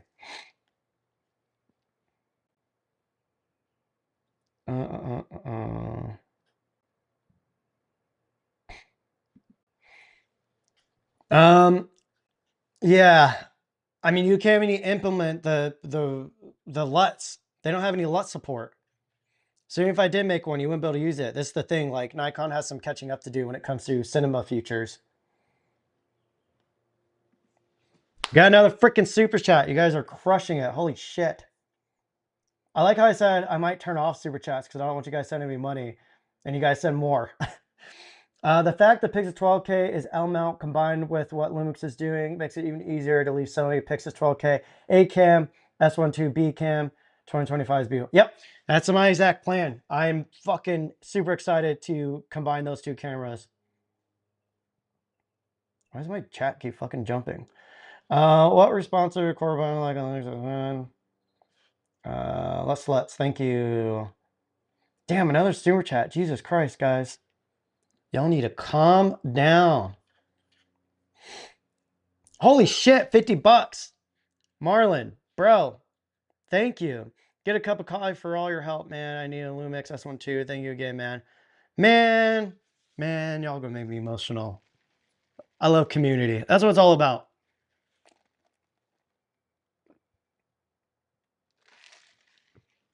Let's see. There we go. So going back to what people were willing to pay for a Sony if it had all these same features. $4,500 to $6,000. Kofi, you should make a dedicated video on that. Let's see. I don't know. I've had it for a while. I'm scared if I ever have to shave it off.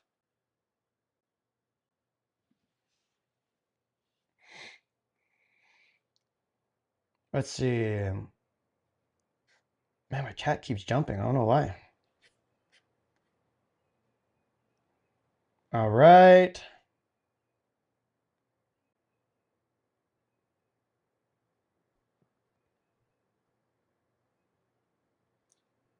All right. All right. All right. Okay. I think it's time we go over the color grade.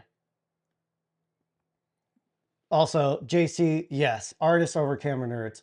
I always try to put art first. Oh, Shield Team 6 is in the house.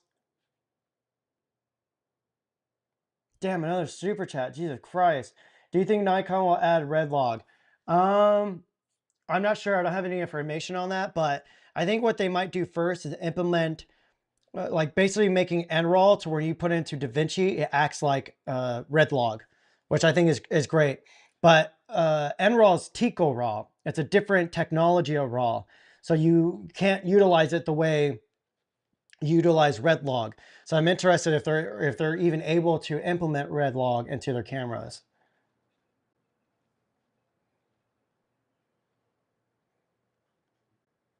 Probably not, brother. Apologies. I don't have any Canons. I don't plan on using any, so I can't make the LUTs for them.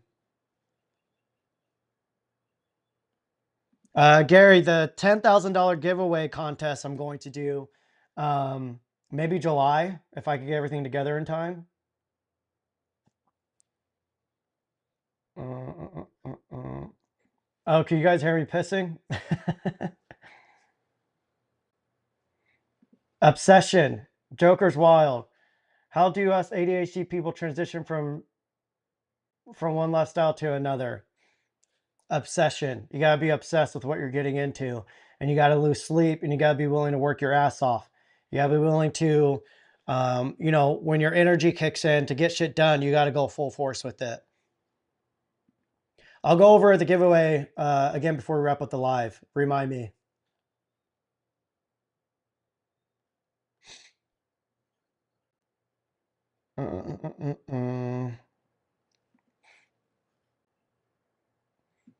Is there a theme for the challenge? Yeah, again, I'll go over at the end. Remind me, guys, please. Can't wait to see.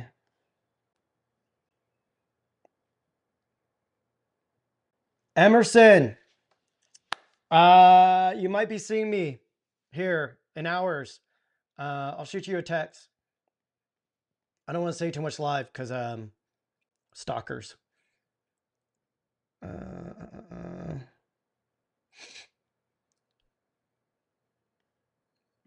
Ooh, we got Sean up in the chat. Guys, Sean is a Lumix rep. So if you have any really detailed Lumix questions, this is your opportunity to get it direct from the source. Yeah, so Sean even confirmed the S1II does have more dynamic range than the S1R2.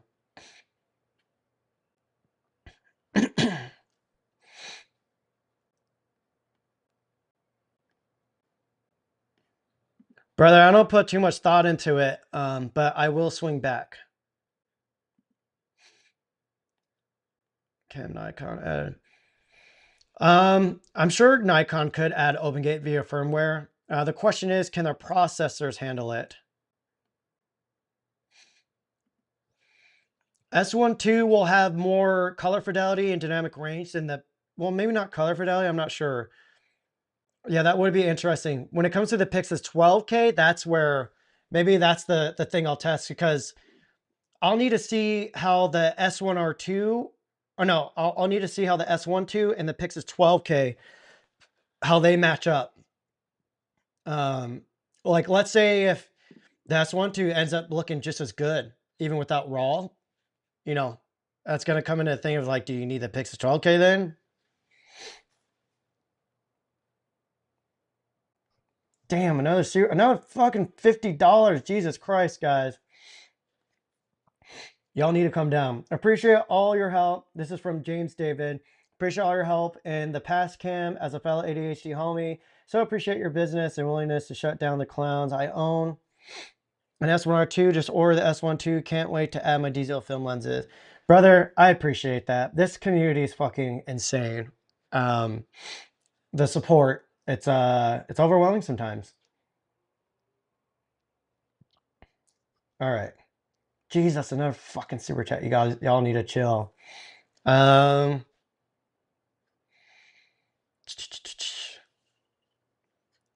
right, let's damn, I'm trying to show you guys this color grade, but these chats are just popping off. Did you choose you want to film? Okay. I think let me go over the super chat. And then, oh my fucking God, hang on. Okay, y'all are going wild. Y'all are going wild with these super chats. Yeah, let's go through these super chats and then we'll go over the color grade, I promise. Shout out to Tomo. Once again, just send a super chat. No words.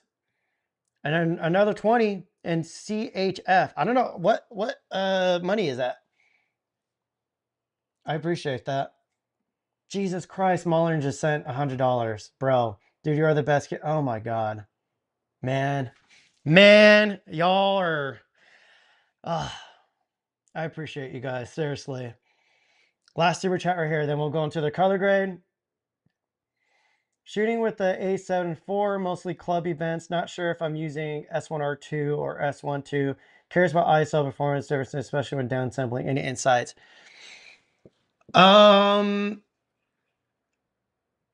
Curious about ISO performance. And you're using the A7 IV. The A7 IV has pretty good noise performance, but I feel like the image feels thinner compared to these new cameras. I don't know, for anything video related, I would just do the S1II. Again, you have the base ISOs of 640 and 5000. So I'm assuming 5000 will be plenty for concert photography. And the dynamic range is going to be high enough to where you're still going to get a lot of information in your blacks. Enough to where if you do have noise, it's going to clean up pretty easily.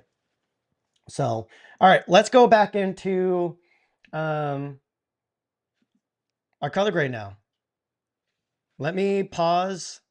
Oh no, I don't have to pause the thing. Okay. So, Jesus, what's going on with my thing? Let me take the crop off. So I'm gonna change all of these to fit. Yes, we shot this in OpenGate. And there we go. Now you guys are getting the full OpenGate image. And yeah, let's go over our color grade. Let's start with, that's our log image right here. Let me turn off clips. There we go. Now we have a little bit of a bigger image here. I don't think I could downsize this. No, I can't. So this is that clip right there. That's the log. You can see I'm just using my Rambler LUT. This is the, geez, come on. So you see I'm using the print version of my new Rambler LUT. That's log, that's my Rambler LUT. From here, you can see right here, I just warmed up the image, nothing crazy. From here, you can see I'm just increasing the contrast. That's it. This one, I'm correcting the black and white point. So again, I made these LUTs to have more of a vintage film look. So you're gonna have a lot of lifted shadows and blacks. And so after the LUT, you can just go and fix your black and white points via the curves. So you see, I just bring it up to that point and there we go. And we still kind of have that matte look. Also, let me change the resolution on this to be, let's go to VistaVision. And there we go. So you see, the 3x2 Open Gate is a VistaVision film Kodak. And then right here, this is film grain. I'm just using DaVinci's built-in film look creator. All I'm using in this is the grain. I'm not using any of the colors, none of that stuff. And that's the color grade. And again, I think this was shot at 3400 ISO. I do have some, check this out. I have BTS from the shoot. Oh yeah, here we go. Wait, is this it? Nope, that's not it. Is that it? That's not it. Where's it at? Where are we at? Sorry, y'all. 2 seconds. 2 seconds. Where the hell did I save?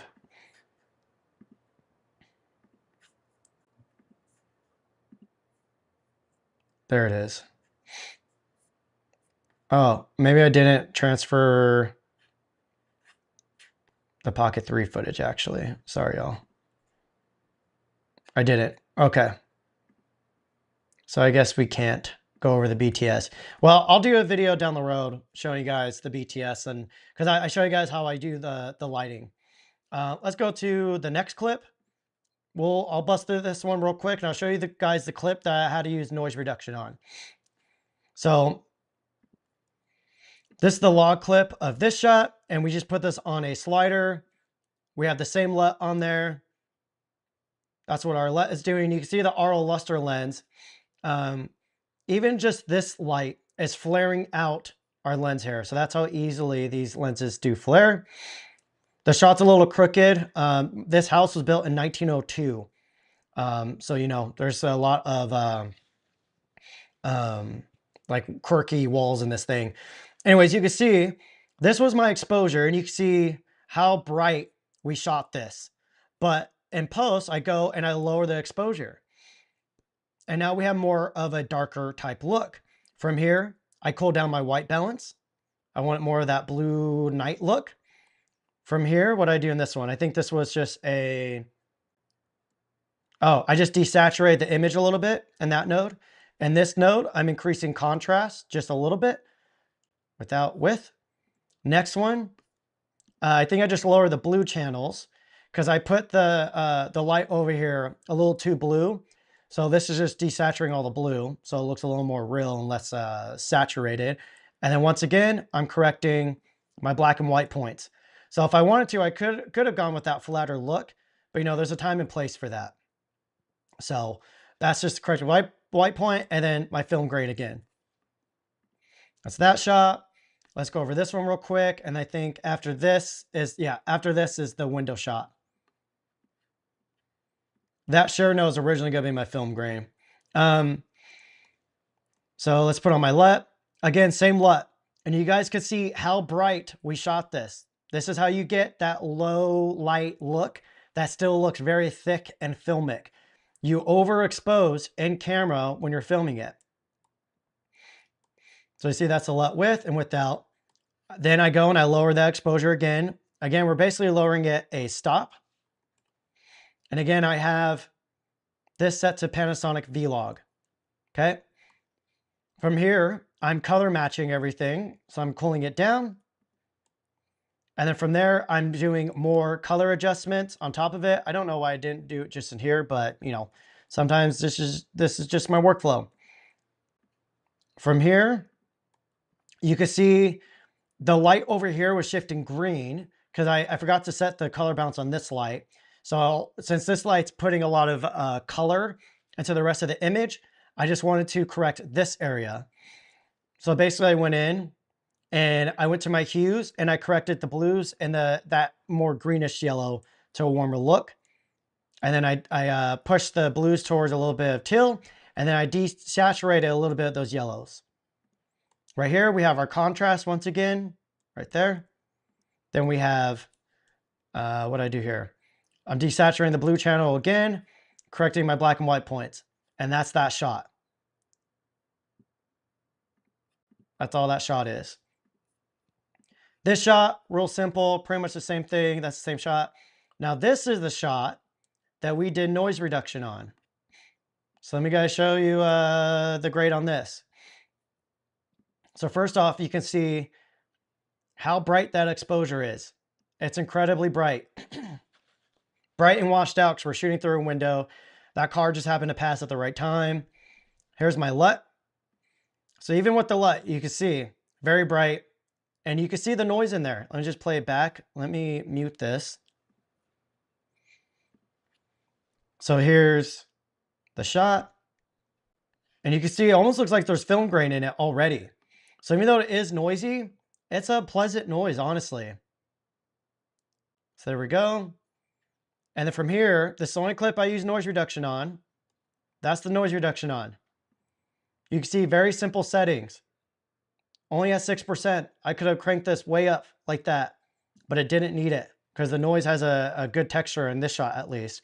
So now that's a noise reduction. Just cleans it up. There's a little bit of noise in there, but I don't mind a little bit of noise. From here, just lowered my exposure again. You can see it's right around a stop. Then I went way cool down the exposure. You can see how much of a color shift I'm doing on there. More importantly, you can see how the other colors, this yellow and orange, how well they hold in this image here. Even the yellow right here, you can see how well that color holds. And again, this is 420 open gate. So there we go. I'm trying to go back to that freeze frame with some colors in it. Here's right there. From here, you can see, oops. You can see from here, I'm adjusting the white balance some more, boosting the contrast. I boosted a lot more on here, 1.2. Desaturating the blues, correcting the black and white point, film grain. That's the shot. I don't think there's any other ones we should go over. There's this one. I think I crunched the blacks a little bit too much on that, but you can see this is how bright that exposure is. Once again, what's crazy, this neon, a lot of the times when I film this neon, it's hard to hold the highlights on it. You can see though, the S1II is fucking holding all that dynamic range and color in those highlights. I'm gonna lower that. And we were in the dynamic range boost mode on this. Oh, okay. Now remember, that's why there's more noise on this. Because since we're going handheld and we're on the DZO Arliss Luster 135, we put it back into standard mode. And so it's because we're doing handheld and I didn't want any rolling shutter at all. So I went back into the standard mode and that's the noise we're getting in the standard mode. That's why. So I think this is still at 6400 ISO. This isn't at 5000. So if we shot at 5000, it probably would have gotten cleaner results. And then the rest of this is in the dynamic range boost mode. And you can see how much it cleans up your shadows because it's going to a DGO mode. And then same with this shot. I'll just take off the gray just so you guys can see. That's how bright the exposure was. And yeah, that's it. Let's go back to here. 162 viewers to open this. So yeah, that's kind of the gist between the comparison of these two cameras. I'm gonna end the live here. Probably how long we've been on. In 5 minutes, I'm ending the live. So if you have any more questions, let me know. I think I touched on most of what I wanted to touch on. Let's start going back into the chat here. Yeah, this is why I love lives. And it's not sponsored. I could curse all I want, call anybody a dipshit that I want. Let's see. Hi, Cam. Cam, say if you ever regret any tattoos. I had one up here. Damn, my neck's all red. I had I don't know if you guys can see, but I'm like, I got tattoos everywhere. Where's that one? I thought I had one somewhere. Damn, fucking hairs everywhere. One of these tattoos covered up another one. I forgot what he even said. It was one of my first ones that was kind of a corny thing.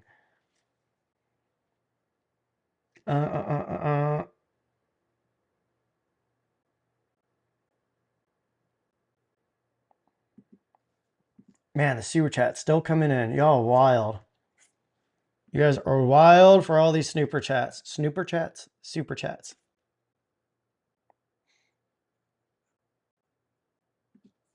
I don't know what comments you guys are talking about. I'm not seeing them.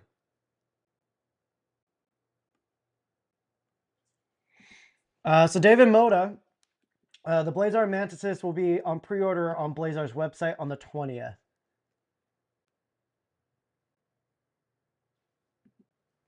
Wait, what comment? I don't know if I'm seeing whatever comments you guys are seeing. Let me know what you guys are seeing. And 40 frames per second, you can shoot 40 FPS in all resolutions, I believe. I mean, not all resolutions, but like in all any 6K downsample type thing, you'll be able to get 48 FPS in open gate. If that makes sense. I did not explain that well. You get it. If I only had to pick one, Lumix S1II, Sony A9 III, Canon R5 II. Lumix S1II, bro. Sony A9 III is amazing, but it's a global shutter. Global shutter is not going to have as good as dynamic range. It's still plenty usable, though. People are bitching about it. A9 III's dynamic range is still usable. It is a little bit on the noisier side. It reminds me of Fujifilm's crop sensors type noise, but it's global shutter. Canon R5 II, I don't fuck with Canon. Fuck Canon. They don't care about us at all.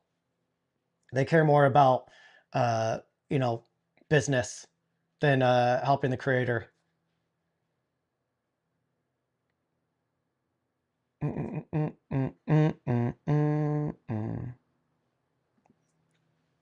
Terry, that's a lot of likes, bro. But yeah, let's get more likes up in here.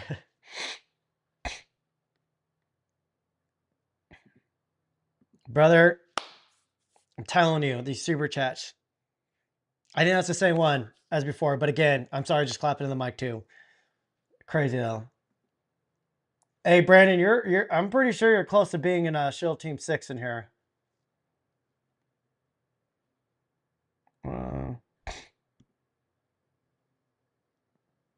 I appreciate that. I don't know who's unbearable, but I would say half of the people think I'm unbearable. Let's see.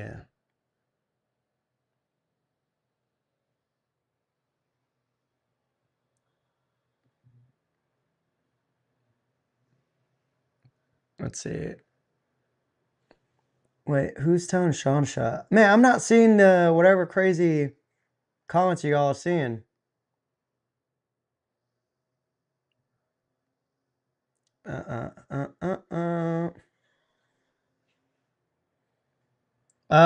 Did I answer this super chat here? Shooting the A74. Oh yeah, I did.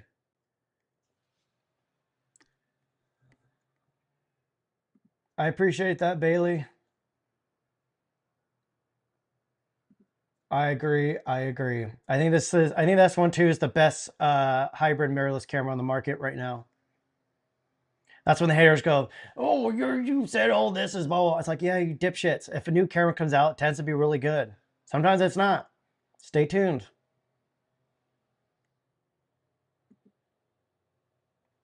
I appreciate that.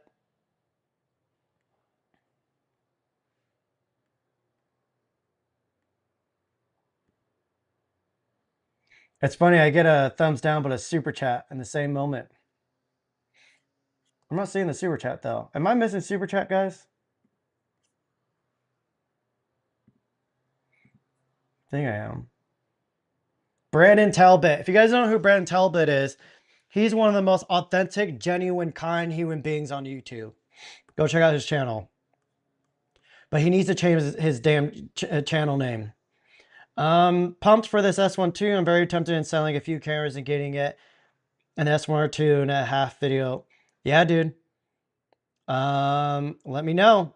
I think Lumix is running out of samples, but we'd love to see you do a video on the S1II. Let's see. Oh, so the giveaway update. So again, guys, you guys all saw the light collab that I did with you. You know, that deal isn't going to make me rich or anything like that. But part of the money I'm getting from that deal, I want to put towards a filmmaking competition on YouTube. I'm going to put $10,000 of my own money on the line here. First place will get my new light with June and some other lights. Second place will get $1,000 plus all those lights. First place will get $9,000. DJI approved to give me a Pocket 3 that I can include. Blazar agreed to give me a lens that I can include. So on top of the $9,000, you guys will get, again, this is for the first place winner. The first place winner will get $9,000, a DJI Pocket 3, a Blazar anamorphic lens. I'm thinking the Mantis. I think that's what I'm going to choose. They said I could choose whichever one. And my new light and a few other lights from June. That's what we have going so far. I don't have any of this set in stone yet, but this is what I'm thinking about. I think the plan is I want you guys to focus on a narrative, a fictional narrative piece around authenticity. I'm going to come up with a shot list, a very short shot list. So you guys have to include these shots into the film. Before I dive more into that, it's going to be, I'm going to limit the budget that you could spend on it. I originally was going to say no budget, but I think that's a little bit too limiting. So I think I'm going to make it to where you guys can only spend like $500 max. And I know that's a lot of money to put into a thing, but I hope some people can walk away being proud of pieces that they made and possibly, you know, making a name for themselves with some of this. The whole point of this is to push your guys' creativity and to get more short films. They only need to be 60 to 90 seconds long. It doesn't need to be incredibly long. But yeah, some of the shot lists that I want to do is say, if I say you guys have to include a slider shot. Again, some people are going to say, oh, but I don't have that in my budget. Just because I say slider shot does not fucking mean you need to go out and buy a fucking slider. All it means is you need to figure out with your creativity to create a sliding shot. You can do that by putting a camera on a pillow on a coffee table and sliding it across that coffee table. There's your slider shot. So again, I want to push people's creativity. I want this camera community and filmmaking and photography community to get focused back onto fucking creating and not the gear. So you can shoot on an iPhone, you can shoot on the Pocket 3, you can shoot on an action camera, or you can shoot on a $10,000 camera that you already own. I don't give a fuck what you shoot it on. When it comes time to judge it, I'm not going to judge it according to image quality. I'm going to judge it on creativity. So obviously I want them to look good, but if you can creatively make it look good. So say if you have an older camera that you know can't compete, you need to focus on your lighting. If you don't have fancy lighting, you need to get creative and figure out how to make your lighting look better. Again, This is what filmmaking is. This is why I love Robert Rodriguez's work so fucking much, because he made these amazing films and launched his career by making the most out of nothing. If you go and watch any of his podcasts, or he has a bunch of media out where he talks about how he made his first film, that mariachi film. There was a lot of crazy tricks he did shooting on film to make the budget work. He made magic out of nothing. So that's what I want to bring to the table here. And again, first place winner will get $9,000, a Blazar lens, and a DJI Pocket 3, and a bunch of lights.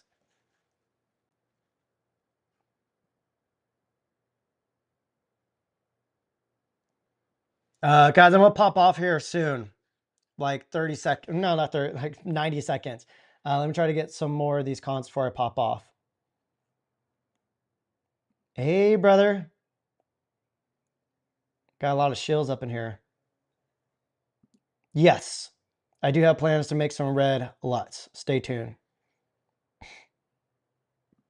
If I could only choose one lens for the Blazar Kato 2X, the 55mm, hands down. The 55mm, you could shoot everything with that.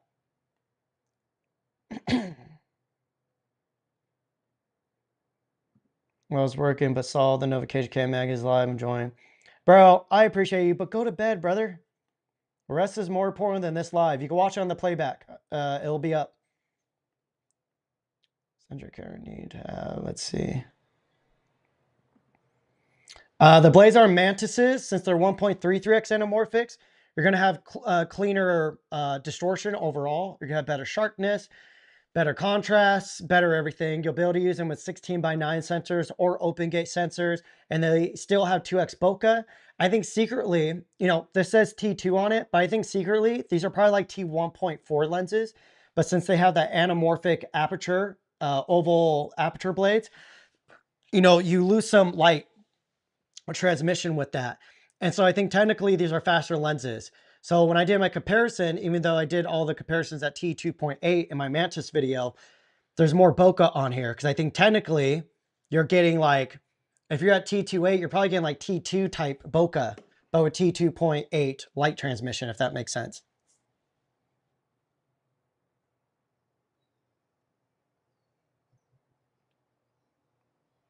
Let's see.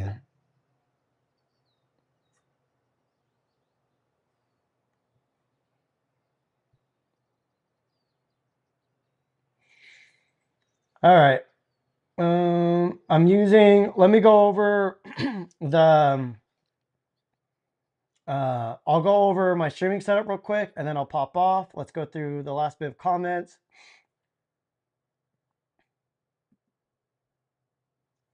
Brandon, I think you changed the name, but not like the actual channel name. I think you added your name, but not the, because your channel name still comes up as Caffeinated Cameras.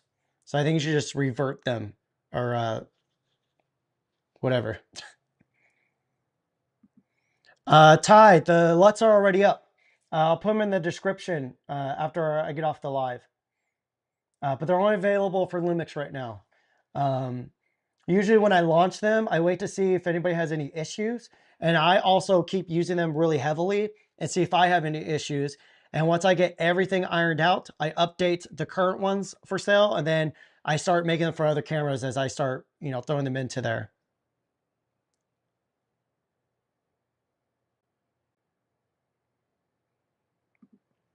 David Moda said, this might be a dumb question, but with the launch of the S1II, where do you, Cam, see yourself using that instead of, say, a Kona X in production? Anytime we use like a red camera, it's for higher end productions where we need that red raw workflow and quality. So that's still pretty important. But with the Pixis 12K coming up, you know, I don't know. Red loaned me the Red Raptor XZ mount, and they keep coming up into my email, and I think they want to work with me more. So I really love that Red Raptor, so we'll see what comes from that as well. But yeah, the Pixis 12K is a pretty groundbreaking camera in my opinion.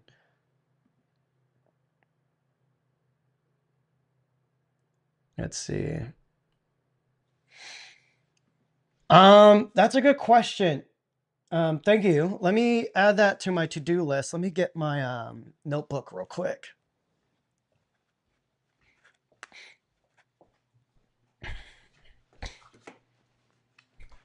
Yeah, seriously, thank you for asking that question, because that's going to be really important to know, actually.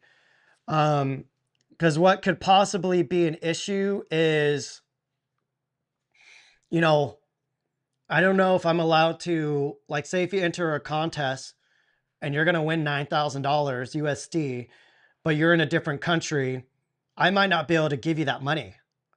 So that's what I got to figure out. Let's see. I should probably figure out how to get Gene more wrapped into this, because this is obviously, I'm being able to do this because of the light. Yeah, if you guys have any idea on how I should get more brands involved, the thing is, I don't want to get brands too involved because I don't want them affiliate with this. I want to be able to control it all and keep it authentic and raw with the audience. Only US. Okay, thank you, brother, for that question. I'm gonna have to ask around, talk to the team a little bit, ask ChatGPT too.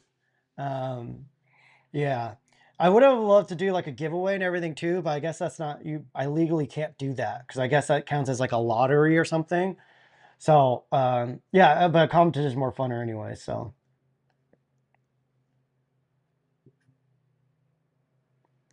hey, look at that!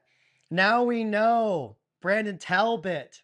Now we know who he is. Brandon, you are too fucking talented and cool for people to not put your name together with who you are as a person. Caffeinated Cameras isn't big enough. Your name is important, brother.